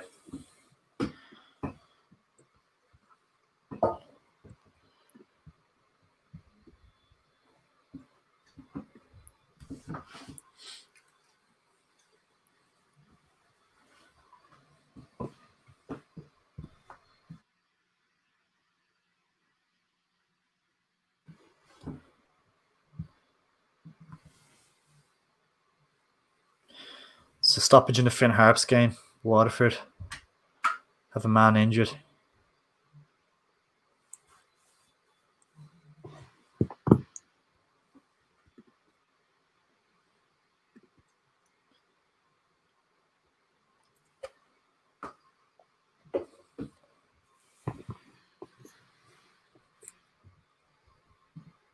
Chance for Cork. Cork take the lead against Derry. Cork have taken the lead in Derry. Against Derry, sorry. Oh. And what does that do to the table? I think Finn Harps go ahead of Derry now as well. Jeez, Derry. Derry City. Oh, chance for Shamrock Rovers. Oh, it's all set to kick off.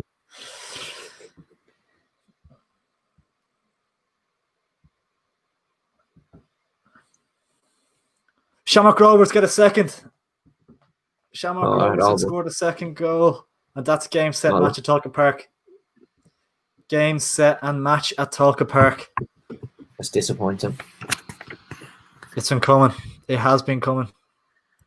Ian Morris out. Get Vinny Pert in.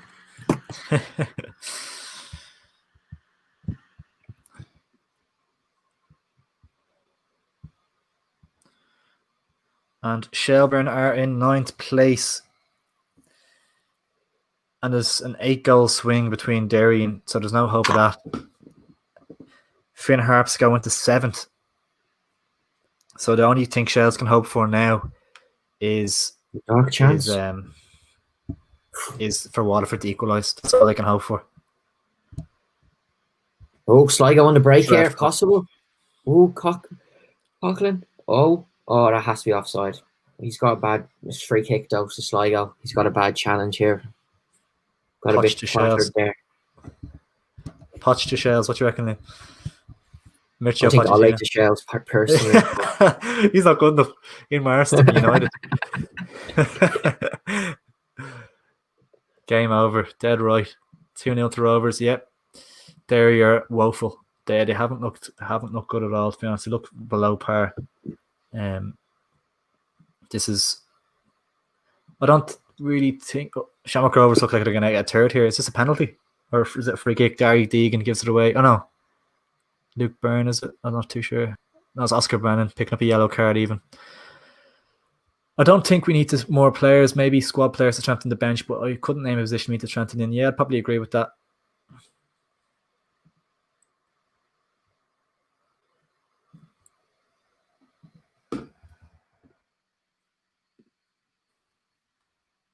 Shamrock Rovers have a free kick on the edge of the box to make it 3. Jack Byrne probably standing over it. Oh god, that's a shocking free kick from Sligo. Straight over the bar. Jack Byrne line up a free kick.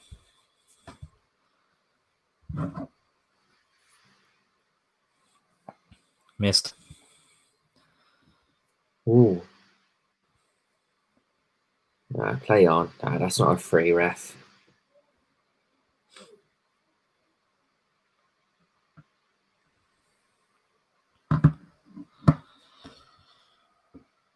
Danny Grant on his right foot. Oh, penalty? Is it? Penalty. Possibly. I think it is a penalty to Bowes. Is it? I believe it is, yeah. And it's a yellow card there for number 5. I really should know their name. Just get so confused. Danny Grant came through on his right foot, kind of weaved his way in and out, and then it fell to Omerchu, is it? Is that his name? What's his name?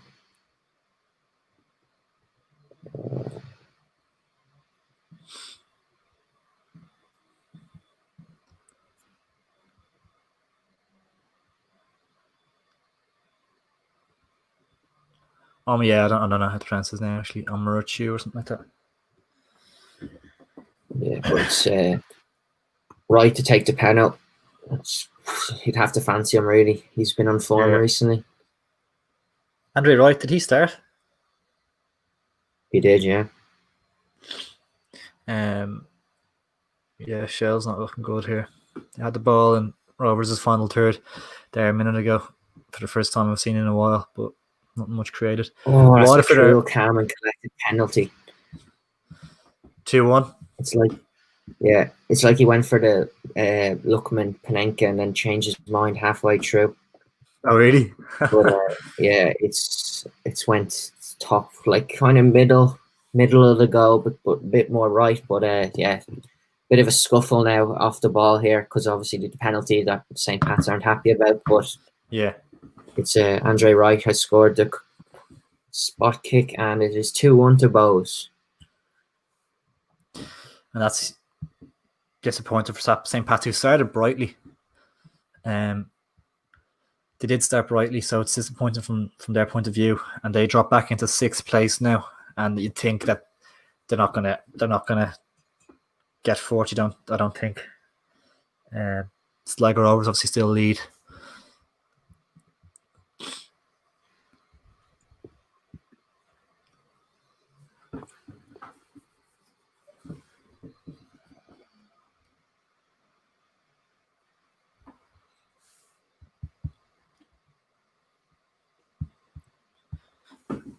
Good result for Bows, though. It's a side they've put out. Like, oh yeah, definitely. They're doing well. Oh, Sligo possibly could be in here. No, gone. Ball's gone. Definitely gone. Yeah. Shell's putting some Sligo rare look pressure very on Shamrock Rovers.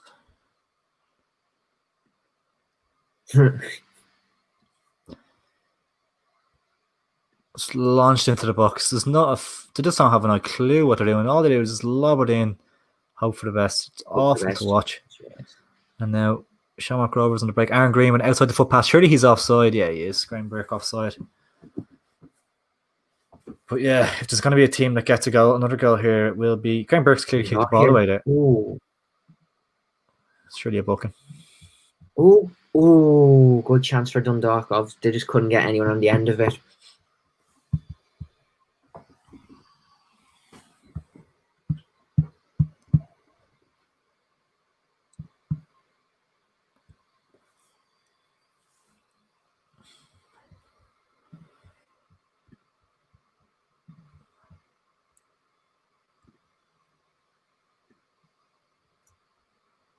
Really want Waterford to make Europe, but it's looking unlikely. I mean, they only need one goal and to be back in 4th, so it's definitely still possible. But they seem to be a little bit on top in the second half. But on this pitch, they're trying to play out from the back there, lost it, slipped on the pitch. The pitch in Finn Park is a disgrace, like so bobbly as you'd expect.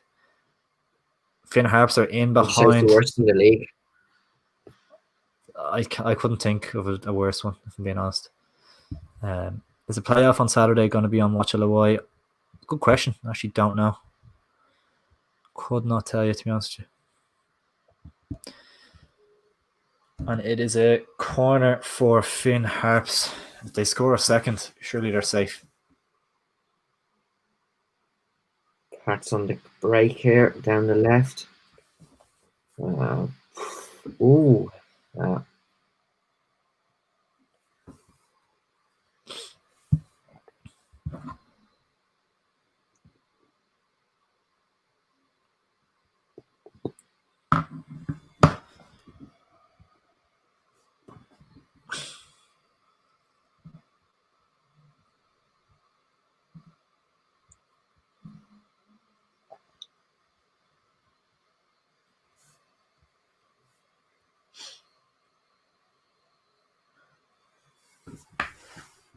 Shells give away a throw in deep in their own half, and it's just very, very uninspiring. Very, very uninspiring, to say the least.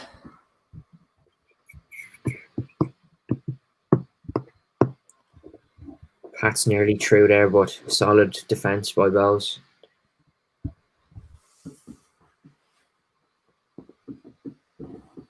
Ooh.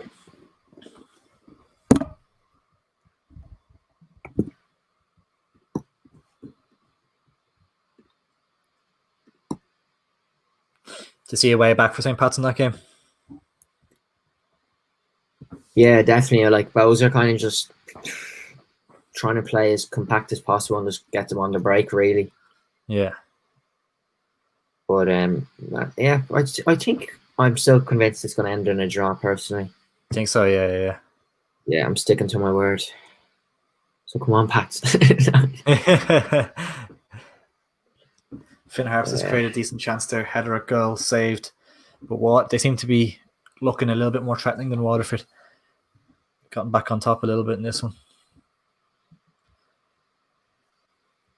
25 minutes to go in a lot of the games.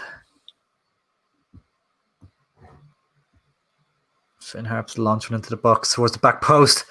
Headed, hits the bar, comes back out, blocks. Oh, Finn Harp's nearly secure survival, you could say. Barry McNamee to whip one back into the box. It's not a bad delivery, but it's gone out for a goal kick. But a huge chance for Finn Harps to double their lead, and it's hit the crossbar. And that would have really put it, I think, the final nail in Shell's coffin.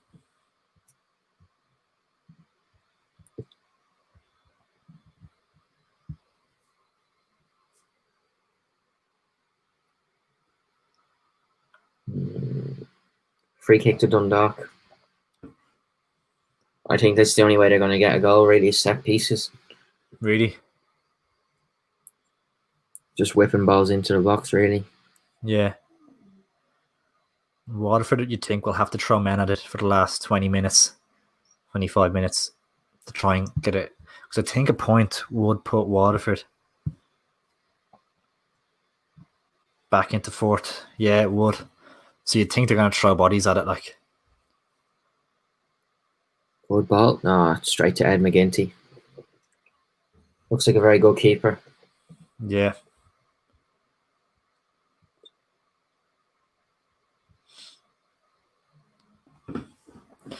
Ooh. Love the live stream. Are you good at FIFA, Ross, bro? Keep up the good work, bro. I'm all right, I'd say. 17 wins and foot champs over the weekend. I'll take that. Not too bad.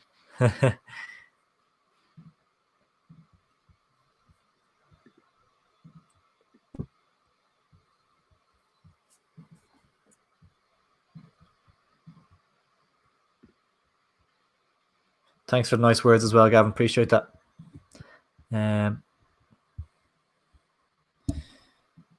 Bit of a scuffle in Finn Park.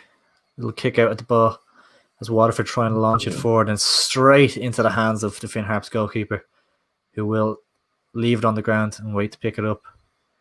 And Ollie Horgan has his side very, very well drilled. Derry looking to get an equaliser at Turner's Cross, but Cork seem to be defending quite well anyway.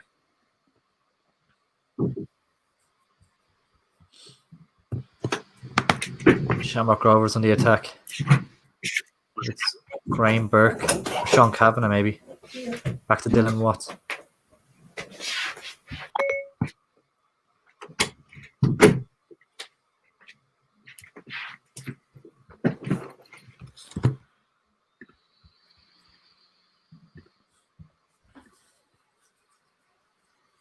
About 20 minutes left to go in the games, and yeah, any much happening in Oriel Park, Liam? Still 1-0 Sligo. Dundalk are trying their best, but it's just not happening for them at the moment. Yeah. Pat's looking for a goal here, but it's on the edge of the box for Pats. And yeah, good defending by Bowes. Goal kick.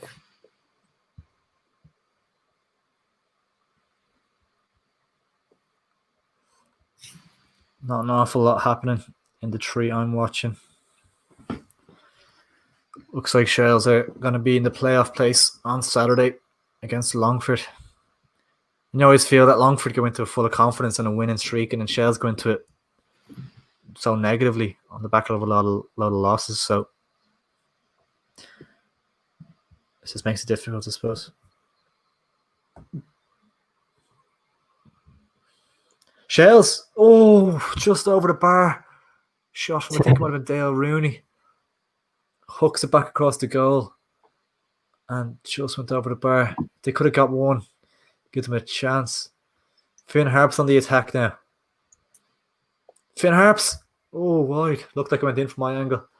And it's all kind of to kick off a little bit. Derry City have a free kick in a decent area against Cork. Oh, Dundalk. Oh, possible. Oh, it's just not falling for them at the right time. Like, they're doing everything they can, but they're just the final pass and everything's just slightly off. Yeah. It's probably just down to serious amount of games and everything. Tired legs. Missed a free kick there from Adam Hamill for Derry.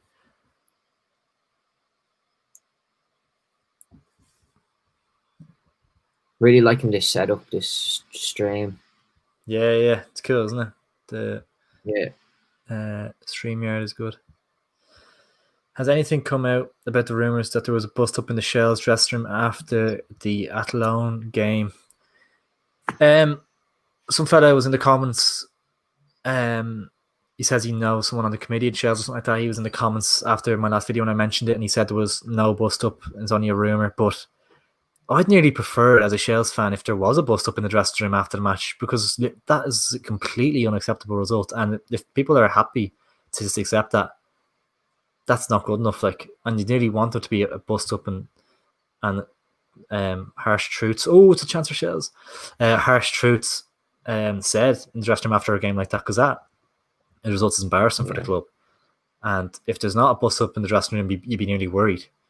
So I think there's probably a bit too much made out of it if there was a bust up and it's been leaked like that, because you can't expect them to be accepting that result. So I'd nearly prefer if there was a bust up in the dressing room. Obviously not punches thrown, which I heard there was. Obviously that's a bit bad, but I suppose it's football though. Do you know what I mean? Like it's just the way it is. It's the way it goes sometimes.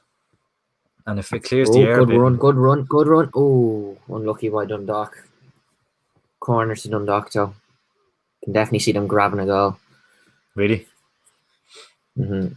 Commentator on the Bows match has reminded us 3 times that Jack Byrne had scored for Rovers, really rubbing it in. And just to confirm, Barry Scott, Jack Byrne did score for Rovers.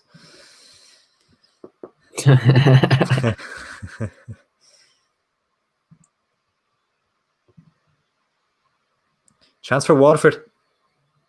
Oh, poor. Waterford haven't had much in the second half, to be honest. They haven't offered an awful lot. Shells could have a chance here. Lofted into the box. Headed clear. And it's all the way back to the halfway line now. And you'd feel they need to get one soon. And then they can put the pressure on for the last couple. Kilduff keeps it in. Does really well to keep it in, actually. And finds a man. They just don't have many ideas going forward, Shells.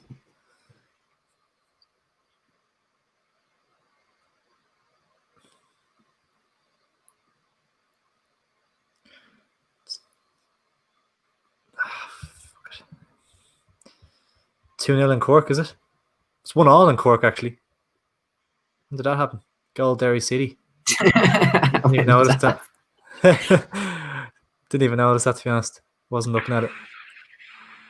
So yeah, Derry City have equalised. They were already safe anyway by the looks of it. So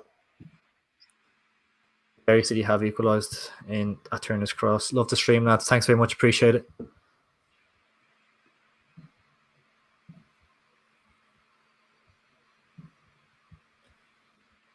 Just under 20 to 15 to go. Yeah, hopefully. FAI Cup final, maybe Europa League games, maybe playoff. We'll see.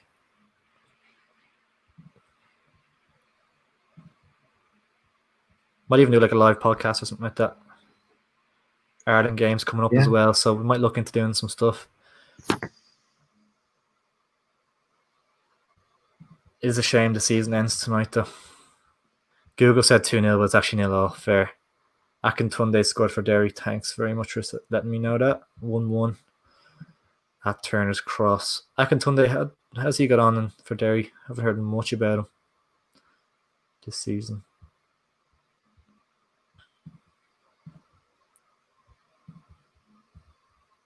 But yeah, that game will probably peter out at 1-1, you'd imagine.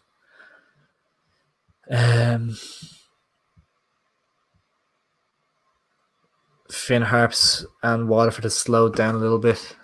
Finn Harps are very, very good at this, where they can kind of just kill a game, really.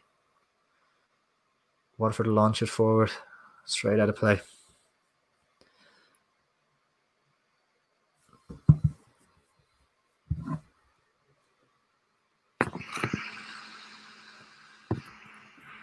Goes on the break here, and it's a poor pass. Poor pass.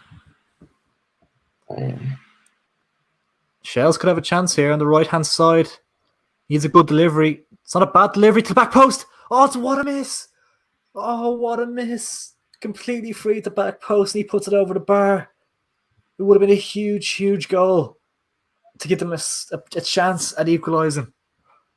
Oh, that's a massive miss. Sitter. Not sure who it was that missed. It's a sitter. He should have scored. It's a great ball to the back post. He's completely free, and he puts it over the bar. That's just a lack of confidence. That's a lack of confidence, that finish. Aaron Green scores that. Graham Burke scores that. Do you know what I mean?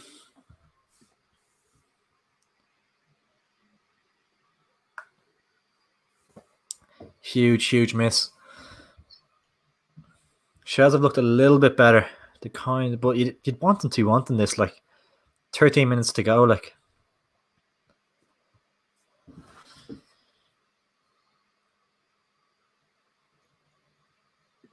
launched forward, looking to get down this right channel. Manis is not going into his box. He's had to come and claim it. He's lobbed it down the line. What's his break between? He has a shot. Falls to someone at the edge of the box. Good ball. Could be a chance here for Shells. Clipped in. It's not good enough. Poor ball. Goal kick. Shamrock Rovers. Coughlin's been very good tonight. Ronan Coughlin, yeah, good player. Very good player.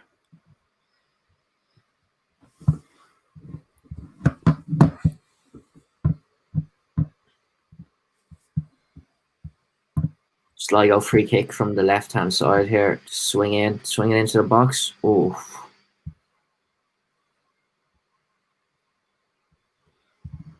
Dundalk could be on the break if you drop here. a like on the stream, guys. Much appreciated if you drop a like on the stream. About 10 to 15 minutes left to go on all the games.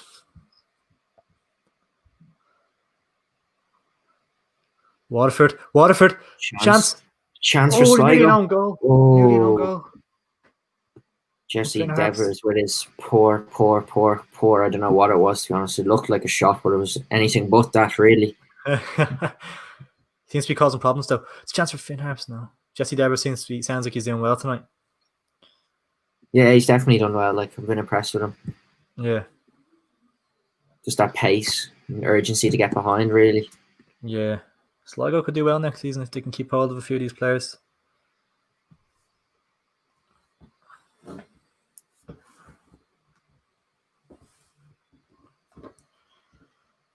And the only hope Shells have now is a Waterford equaliser, you feel.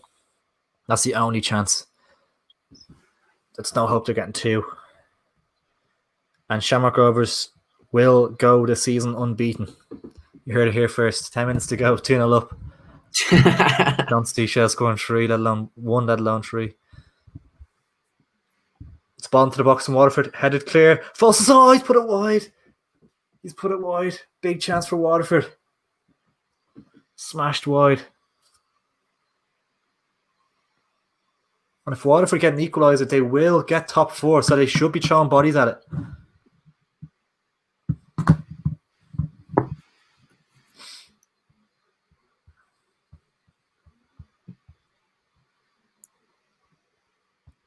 What?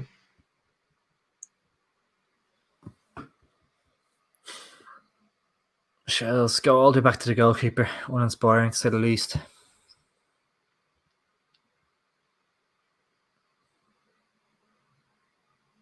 Could this be Danny Grant's last game in the Electricity League? You never know. Potentially. Shells actually need to make sure they don't concede a third. I'm just looking at it now. They're actually level on goals with Finn Harps. So if Shells concede another and Finn Harps do eventually... Oh, no, actually, no, sorry. The points will be different. Sorry, yeah. Doesn't matter. Bit of a scuffle between Gary Deegan and Graham Burke. Frustrations starting to kick in a bit for Shells.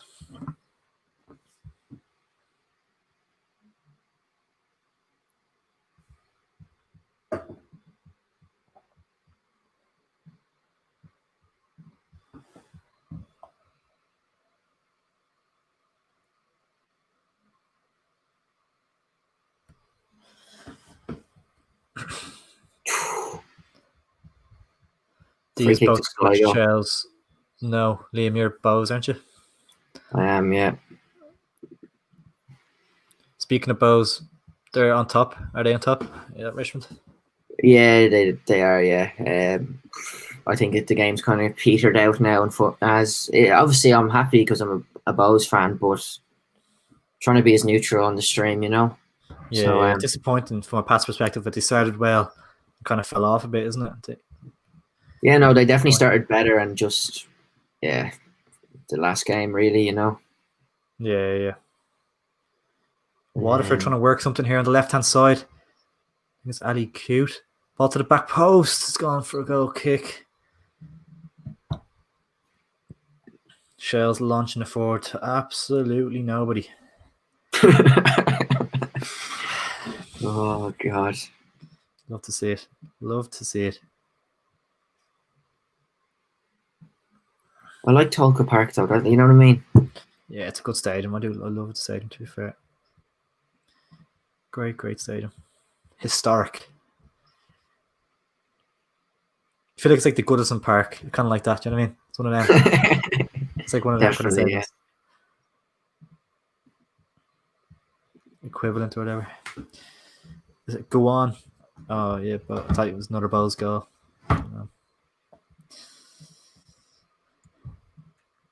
Chance for Finn Harps. Headed back across goal. Oh my God. How has it not gone in? Barry McNamee absolutely threw himself at it. The ball across the face of the goal. And he just missed. It's actually good defending, I think. Goal kick. But oh my God.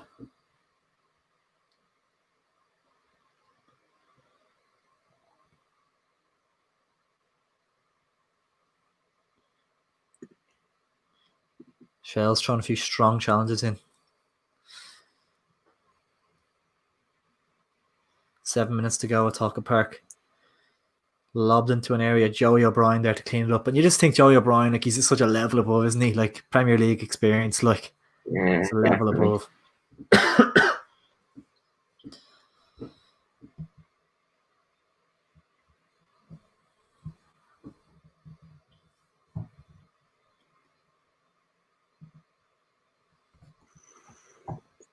Free kick for Finn Harps, exactly where they want the ball Sligo to was be. trying to slow up the play here. Yeah, great result for them. 4th place. Fantastic achievement if they can pull it off. In fairness, like. Oh, whatever, doubt, yeah.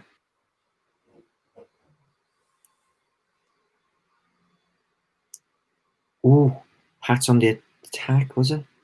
Shells and Finn Harps both have free kicks in similar-ish areas. Finn Harps swing it in before Shells do. It's 2-0 Finn Harps. Is it free out? It's a free out. Or is it a goal? I think it might be a free out. It's a free out. Thank the Lord. Thank the Lord. The ref made his mind up very quickly there. Oh, that would have been it. That would have been it. Red card at Shells. Red shirt. I'm not sure who's it's actually for. I think it was Gary Deegan has been sent off for Shells. What? Knowing him, it was a bad tackle. He's made a bit of a frustrated figure tonight. You could see him. I think he was one before that with Graham Burke. He went flying into him. So Gary Deegan has been sent off for Shelburne, and that's the last. Shells weren't going to get anything from the game anyway, but that's it now for Shells. So you have to, all they can hope for now is a Waterford equaliser. Does that mean that Gary Deegan misses the game against Longford? Actually, I wonder. That would be a huge blow if Gary Deegan misses that game.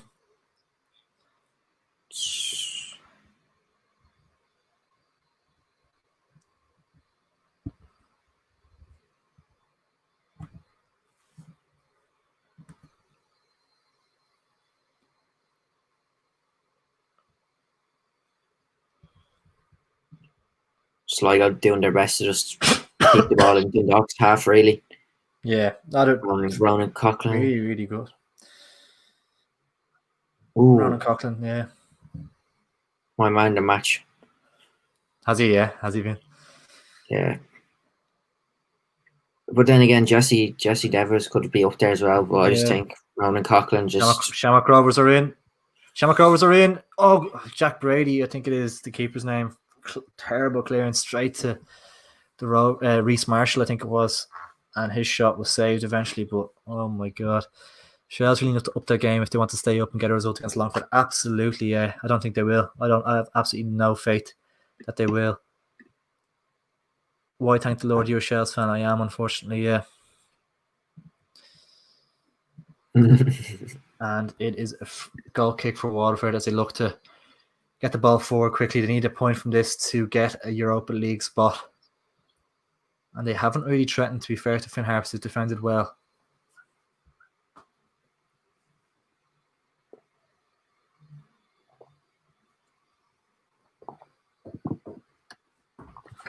Bouncing ball at the back.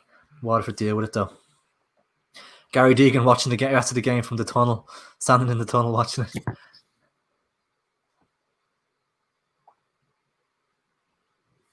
They must be bitterly disappointed with tonight's performance. A little bit better in the second half. Could catch him on the break. Ooh. No. Run down an alley here. Cork and Derry still 1-1. That must be the main match this evening.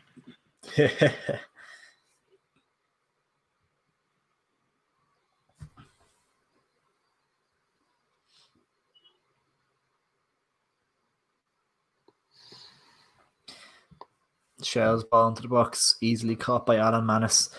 There's 3 minutes left of normal time in Finn Park, and Waterford are playing the ball around the back. They can't even get it forward.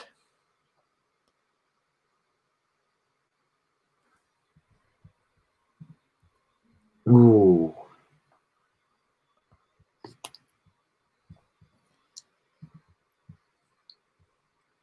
Looks like Sligo are going to come away with the 3 points here. How long's left in that one? 4 minutes according to my game now. My game could be a few moments behind, but yeah. Ed McGinty taking his time with the goal kick, and they're doing everything in their power to secure the 3 points. And which would currently it would secure them a Europa League place, which is a fantastic achievement from Liam Buckley and his team, considering they were considered relegation candidates at the start before lockdown. After the start of the season they made. Obviously Finn Harps and Waterford is another deciding game in that. And Patch chance. Oh, that's just ping pong in the box there, but looks as if it's gone for a goal kick.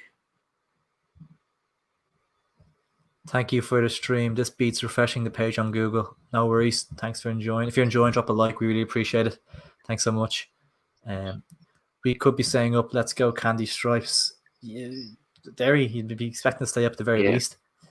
Yeah, imagine Derry. That would have been some fall from grace. Imagine Cork and Derry both going there. Could not imagine that. So the game I'm really watching now is Finn Harps and Waterford. The other two, Cork and Derry, is both kind of dead, and then it's a long ball into the box in Waterford. Easy catch for Finn Harps goalkeeper, who catches it and falls, absolutely crumbles to the floor. And Finn Harps look as if they will hold on. Shamrock Rovers look very comfortable here. Atalka as well.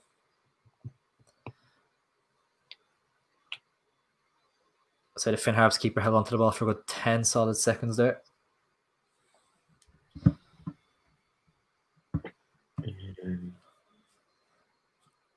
Dundalk have a corner here in the 88th minute here, and it's probably going to be every man for himself, really, Yeah. Just get it in the box. If Dundalk score, Waterford go back into fourth. Dundalk nearly scored. Nearly. That would have been huge. Bad season for Derry. Expect us to change next year, or Divine is gone. Yeah. Must be pressure building on it, but this season it's hard to judge. I like Divine, so it's hard to judge him on it because it was such a strange year. Get it in the box and just see what happens. And again, clearance, back in. Dundalk are they have very good height in their team. You know what I mean? Yeah, they do. Still can't believe Cork have gone down. Being a good season though. Who are you saying for the playoffs? I'm gonna say Longford going up. Dundalk doing everything they can. Yeah, I think Longford would beat Shels going off current form, to be honest. It is a corner in Pats v Bows. Can Pats get a late equaliser? I think it's full time. Cleared. At Cork. Full time. 1-1.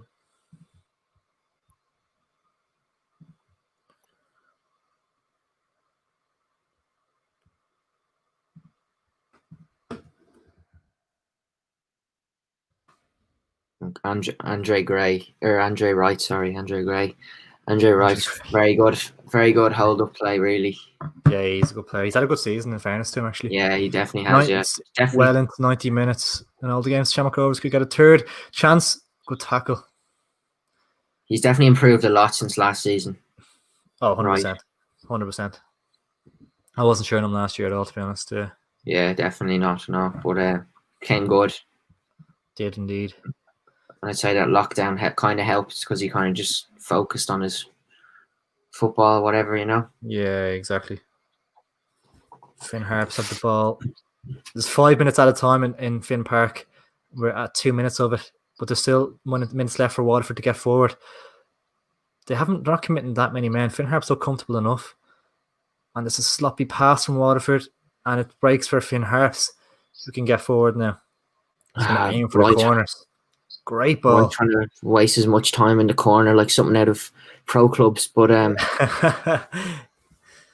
Foes are holding on here for their win. Take the points home. It's a very good season from Bows, though, if they can hang out here. Finn Harps looking comfortable on the ball. And we have 6 minutes at a time in Oriel Park. Can Dundalk get an equaliser? Be a huge blow.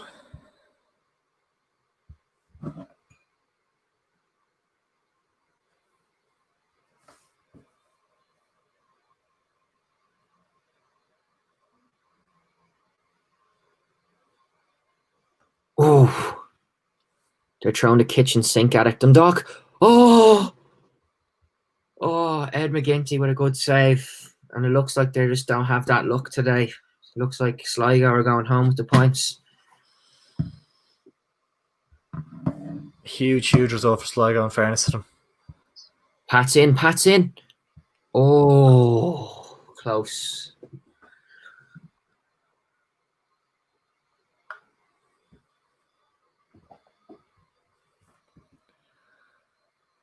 Full time at Talcott Park.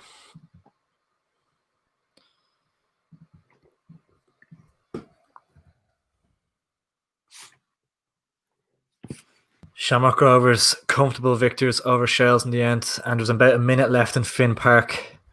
She's going to close the rest of these tabs and just watch the Finn Harps game. Chance for Sligo, is it? Oh, on the wing here. Good ball. Definitely it's going to run down the clock. Yeah. It's the last minute here. Waterford is going to lob it forward. Less than a minute to go. Oh my days. Oh, it's fumbled in the box. Chance for Waterford. Oh, he's missed an open goal. He's missing the Finn Harps players that are literally squaring up to each other in the box. There was a miscommunication between the goalkeeper and the defender, and it fell to a Waterford player. I don't know how he hasn't scored. There. I need to see a replay of that, but it came into the box and there was miscommunication. Is it a goal kick? Surely not. I don't know how he's missed. The keeper there and scored, but Pat's got away with one big time. Pat's now on the attack. Seems like a serious amount of additional time in this game. As it stands, who's in Europe? Sligo, I believe. And in Europe, as it stands. The final whistle. Is it the final whistle? Or is it a free kick? That is the final whistle. It has gone in Richmond Park, and it is St. Pat's 1, Bows 2, and it's been a good second half, I have to say now. Yeah. But obviously the decisive goal was the penalty. which I Full think time at it Finn deserves to Park, be given. and they survive. Finn Harps will stay up. Finn Harps will be playing Premier Division football next season.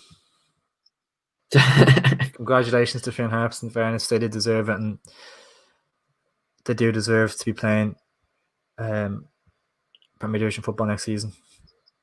Jesus, good performance tonight, professional performance, and the players are absolutely delighted. Waterford will have to be disappointed they missing out on European football as a result of this performance. As a result of this result, even they miss out by 1 point if Sligo, which is the last game, can hold on.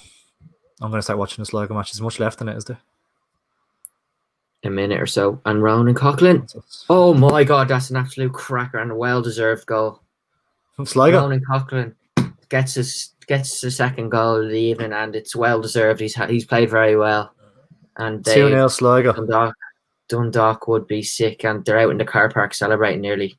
Ed McGinty runs the whole length of the pitch, but I don't know why. But that secures Sligo's place. Very good finish football next season. On his right foot, top left corner. You just once it left his foot, you knew it was in the back of the net. One of them ones, you know. Yeah. Good player on the definitely, yeah. He'd have to be my man of the match in this game.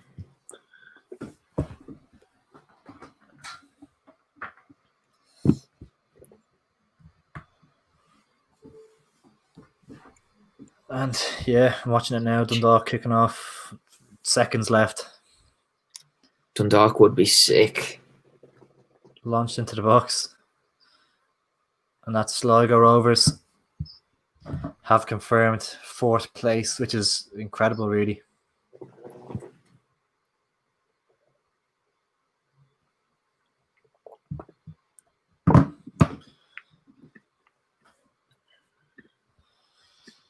Ball into the box for Dundalk, but yeah, it's sailed out. Easy enough.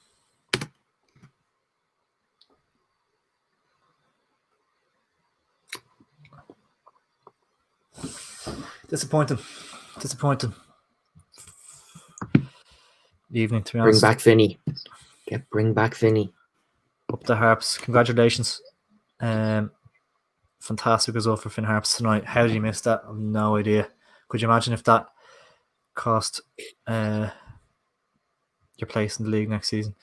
Full time at Sligo, or it's for Sligo. Great result.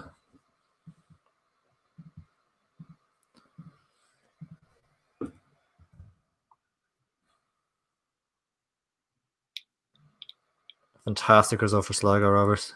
Fully deserved as well, which is definitely. That's full time in all the games, guys. If you did enjoy the stream, drop a like on it as well. We'll do a quick run through of all the matches, but yeah, if you didn't enjoy the stream,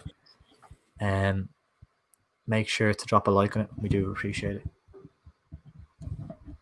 Sligo Rovers players all on the pitch celebrating as they secure 4th place in the league.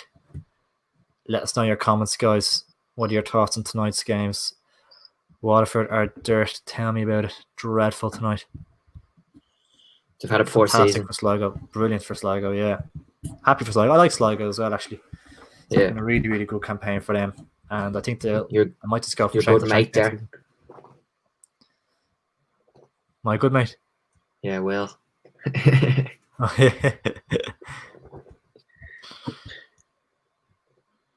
William Seymour. Legend of the game.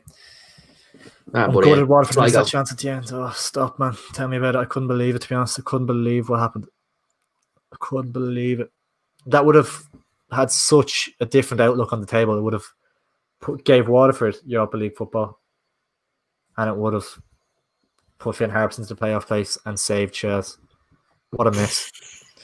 What a miss. We'll run through the games anyway. That's full time across the board. And we'll start off with the one we just want to get out of the way. Cork drawing 1-1 with Derry City. Both sides going into it. It was very rare. It was very unlikely that Derry were going to go down in the or be in the relegation playoff tonight. Obviously, eventually they they actually went 1-0 down, actually, but then they did equalise. O'Brien Whitmarsh scored for Cork, who's a young lad, promising player. And then James Akintunde got the equaliser for Derry, which just gave them a little bit of comfort in that relegation fight that they've been kind of put themselves into. Next game, one you were watching, Liam, St. Pat's 1, Bohemians 2. St. Pat's took the lead in that one through Jordan Gibson. And then Daniel Grant equalised just before the break. And then Andre Wright with a penalty secured the victory. What did you think of that one? It was a good game. I think because I was watching, obviously, Sligo and Dundalk, that one kind of got my attention more. But from a Bows fan perspective, great season. Second, be interesting to see how Keith Long gets on now in the new season. If he'll have any departures, will he get any nice gems in like he usually does? Kind of get them all group them all in and go again, hopefully, for the league. Yeah, St. Pat's finished in 6th place. And realistically, they only finished 2 places above Shells, but they finished 4 points behind Sligo. So it hasn't been a great season for Pats. It's been a tough season for them, of course, because they got a lot of new players in, and it's going to take a time for them to gel. Obviously, with COVID, it's tough. It's obviously took a toll on their plans. So it's been a tough season for Pats, but you'd expect them to do a little bit better than that. Considering the squad they have, even like Benson and stuff as well. Did you see promising signs from them, even in the first half?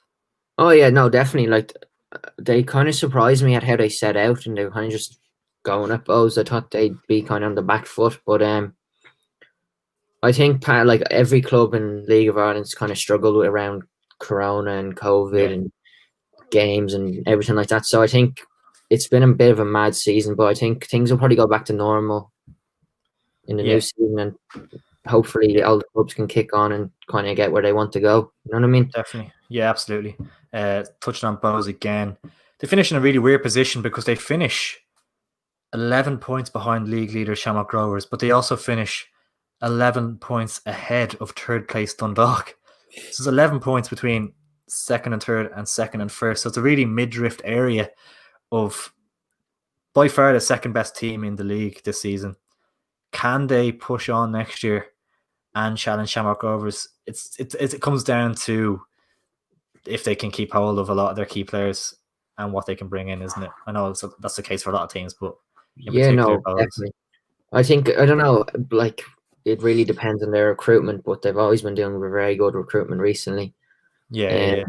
They always like giving youth a go as well, which there's no problem with that. Like, you might as well. You know, they're very good at getting lads come back from England, I find, as well. They must have really good people in place to find lads come back.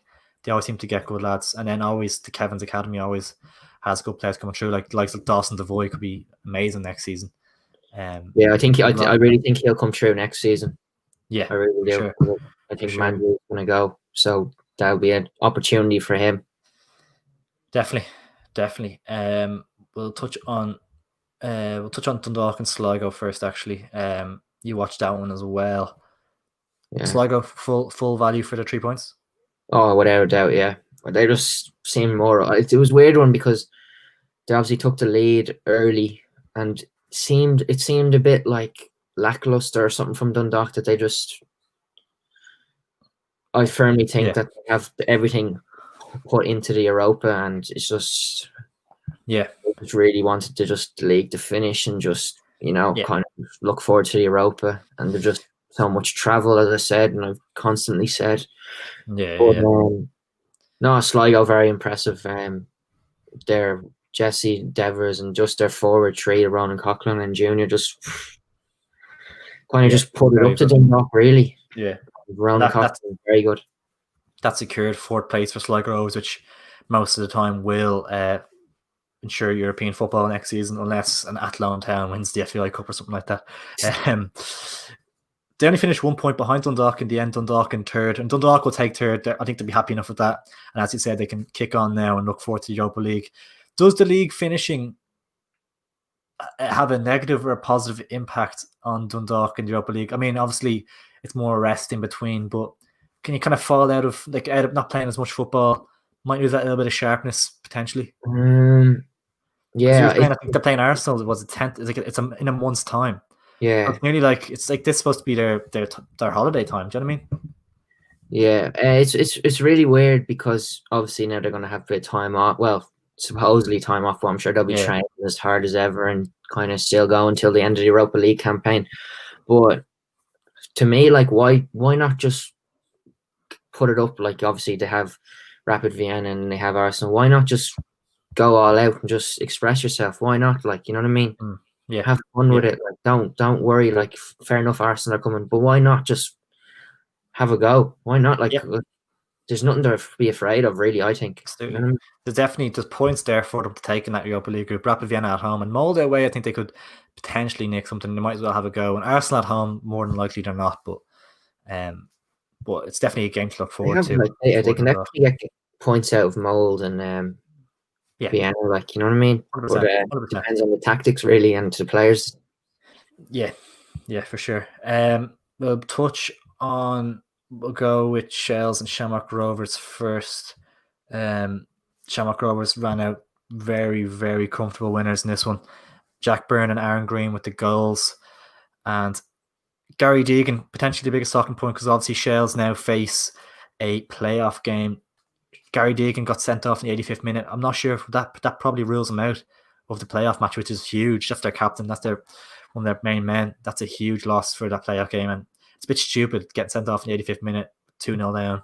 There's frustration kicking in. You think he'd be a bit more experienced than that. I'm not 100% sure he'd missed out in the playoff game, but I'd imagine he would.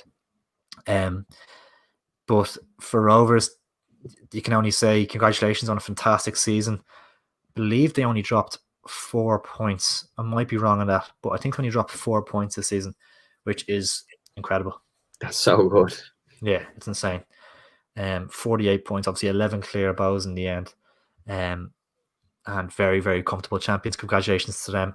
Fantastic year from Shamrock Rovers. Really, really consistent. And they did well in Europe. Obviously, they lost to AC Milan, which you'd expect, but they've had a really, really positive year. And Stephen Bradley has really, really done a good job there. As for Shells, it's just on to Saturday. Longford. Going to be a very tough game. And the way they're playing, they won't have much. They don't have any momentum going into it. Longford will have momentum going into it. It's one of them where it's gonna be a tough game, tight game, and who knows how it's gonna go. Then the final game of the evening, Finn Harps beat Waterford by a 1-0. Adam Foley with the goal in 28th minute, and neither side was unbelievable. Like realistically, but Finn Harps do enough to secure their place in the Premier Division next season, and it's much deserved. They've been consistent this year, and I'm happy for Ollie Horgan, fantastic manager, and Finn Harps. It's really good for them to stay up. I wouldn't like to see them go down. But at the same time, Waterford have to be disappointed with tonight's performance and the result. A point tonight would have got them 4th place in the league. So, and the chance they had at the end, ball into the box, keeper comes, claims, and the defender his own defender barges into him, a scramble, falls to a Waterford player, and I'm not sure, I think it would have been cleared off the line, I'm not entirely sure, really bad miss though, and Finn Harps do stay up. But yeah, Waterford finish in 5th place, which is decent considering they've had a bit of a weird season this year with the manager leaving halfway through and stuff. I'll look at a few of the comments now, just to have a look to wrap up the stream. Thanks so much for joining us, guys. I do appreciate it. Drop a like on the stream as well if you did enjoy. Waterford have been awful. Missed O'Connor up top. Yeah, O'Connor's left, isn't he? I was kind of trying to remember who it was that they had left. O'Connor, of course. Big miss. Michael O'Connor, yeah, big loss for them up top. Who would have thought Sligo would be in the Europa League relegation favourites? Yeah, it's nuts, isn't it? Turned it around, really. It's like fair play to Liam Buckley. Yeah, absolutely. It's all you can say to him. He's done a fantastic job. At Sligo this season, he's done really, really well. And Pats might be ruined, get rid of him. You don't know. Will Filippo keep his job? We touched on this before that he actually has been told he will have next season. I think he deserves it. Like, it's been a tough schedule for them. I know they haven't been overly impressive, but they got to a place in the league, which secures Europa League, and they're in the group stage of the Europa League. So listen, I think he deserves this next season just to have a full crack at it. say he feels great. I don't know what that's about. Thanks, lads. Really loved it. Good luck to Shales on Saturday. Nice one, Gav. Thanks for tuning in. Appreciate that. These players are superb. We have the title already and we still dug in. Yeah, in fairness to Shamrock Rovers, listen, that the game on Saturday against Derry, picked up all 3 points, 1 day's rest, came to Talcott Park tonight and looked sublime. Looked absolutely superb. Thoroughly deserved to get all 3 points. Good to see. Yeah, really, really top side. And they're gonna there's gonna take a lot to beat them next season. I'm not sure if I see it happening. The Jack Byrne situation will be interesting. I think he'll stay personally. Think so, yeah. I'm not. Yeah, it's gonna be interesting to see. Who you see winning in Shells v Longford? Who do you reckon? I haven't seen much Longford. I'm going to be honest. I haven't seen an awful lot of Longford this year. I'm going to go. I'm going to go for the. I'm going to say Longford. I like an. I thought you were going to say Shells. Yeah, I'm going to back Shells. I back Shells, but even if no, I think if I was neutral, I'd say Longford, but I have to back Shells. Have to. Great stream, lads. Nice one, Barry. That's the last comment we got. So, one coming in. Great stream, lads. Appreciate that, Barry. And do drop a like on the stream, guys. Do appreciate it. If you did enjoy, how many players can Bows hold on to for next season? We touched on it there when we were talking about Bows. I think James Talbot, the keeper we were talking about before, I think they'll keep hold of him. Yeah. Because he was injured for this season. I think he could do it another year's development at Bows at the very least. Andy Lyons, right back. I think he said in public that he wants to test himself abroad. I think they'll keep the rest of the back four in place. Midfield, likes of Lunny will stay. Buckley will, of course, stay. Livingston and stuff like that will stay. Dawson Devoy will come into the side next year and be a threat and be a really, really good player. Danny Grant's Hull City, if Hull City come knocking, it's going to be tough for the fella to say no, because that's a good move from him. He looked good tonight, didn't he? He did, yeah. Just his pace and just his energy and just, overall he's just a good player and he just burst onto the scene really and just never looked back, has he? No, he hasn't. And I believe he's under contract at Bows next season, so there will be a transfer fee involved, which is good. Chris Twardick, of course, is gone already, which is a huge shame. Then Andre Wright up top will probably stay, you'd imagine. Yeah, he will. And then he looked good tonight as well, didn't he? He got his goal. He got his goal, yeah. He's just a nuisance, really, isn't he? Just kind of holds up the ball well, kind of just does the stuff. And Dinny Corcoran's kind of had a weird. He hasn't really featured. No, he's been injured, and so he's got that bad knock there, not this season, the season before, and he hasn't really recovered from it. So he could be nearly time to hang up the boots, surely. Yeah, it's getting to that stage. Yeah, potentially. Grant and Mandrew. Yeah, I think we touched on Mandrew before as well. It can be interesting to see what happens with that, because I'd say I don't think he'd go abroad. I don't think. No, I don't think so. I think it could be a case of Rovers, Dundalk maybe looking at him, potentially taking a chance on him. I don't see him being at Bows next season personally. Shells deserve to go down depressing. Yeah, we'll end the night on that. Happy days, lovely. Thanks for that. You're spot on. Hopefully we can pull it together on Saturday, but I'm not convinced at all. But yeah, guys, thanks very much for tuning in. We do really appreciate it. And it was a decent night of football, in all fairness. Did enjoy it for the most part. There's a couple of good games on, but obviously good to see the Waterford Finn Harp results and the Shells results. But listen, we move on to Saturday. And Liam, thanks for joining me today. Appreciate it. Really appreciate the opportunity, and I really enjoyed the few games I was watching. Happy days. Yeah, hopefully do something.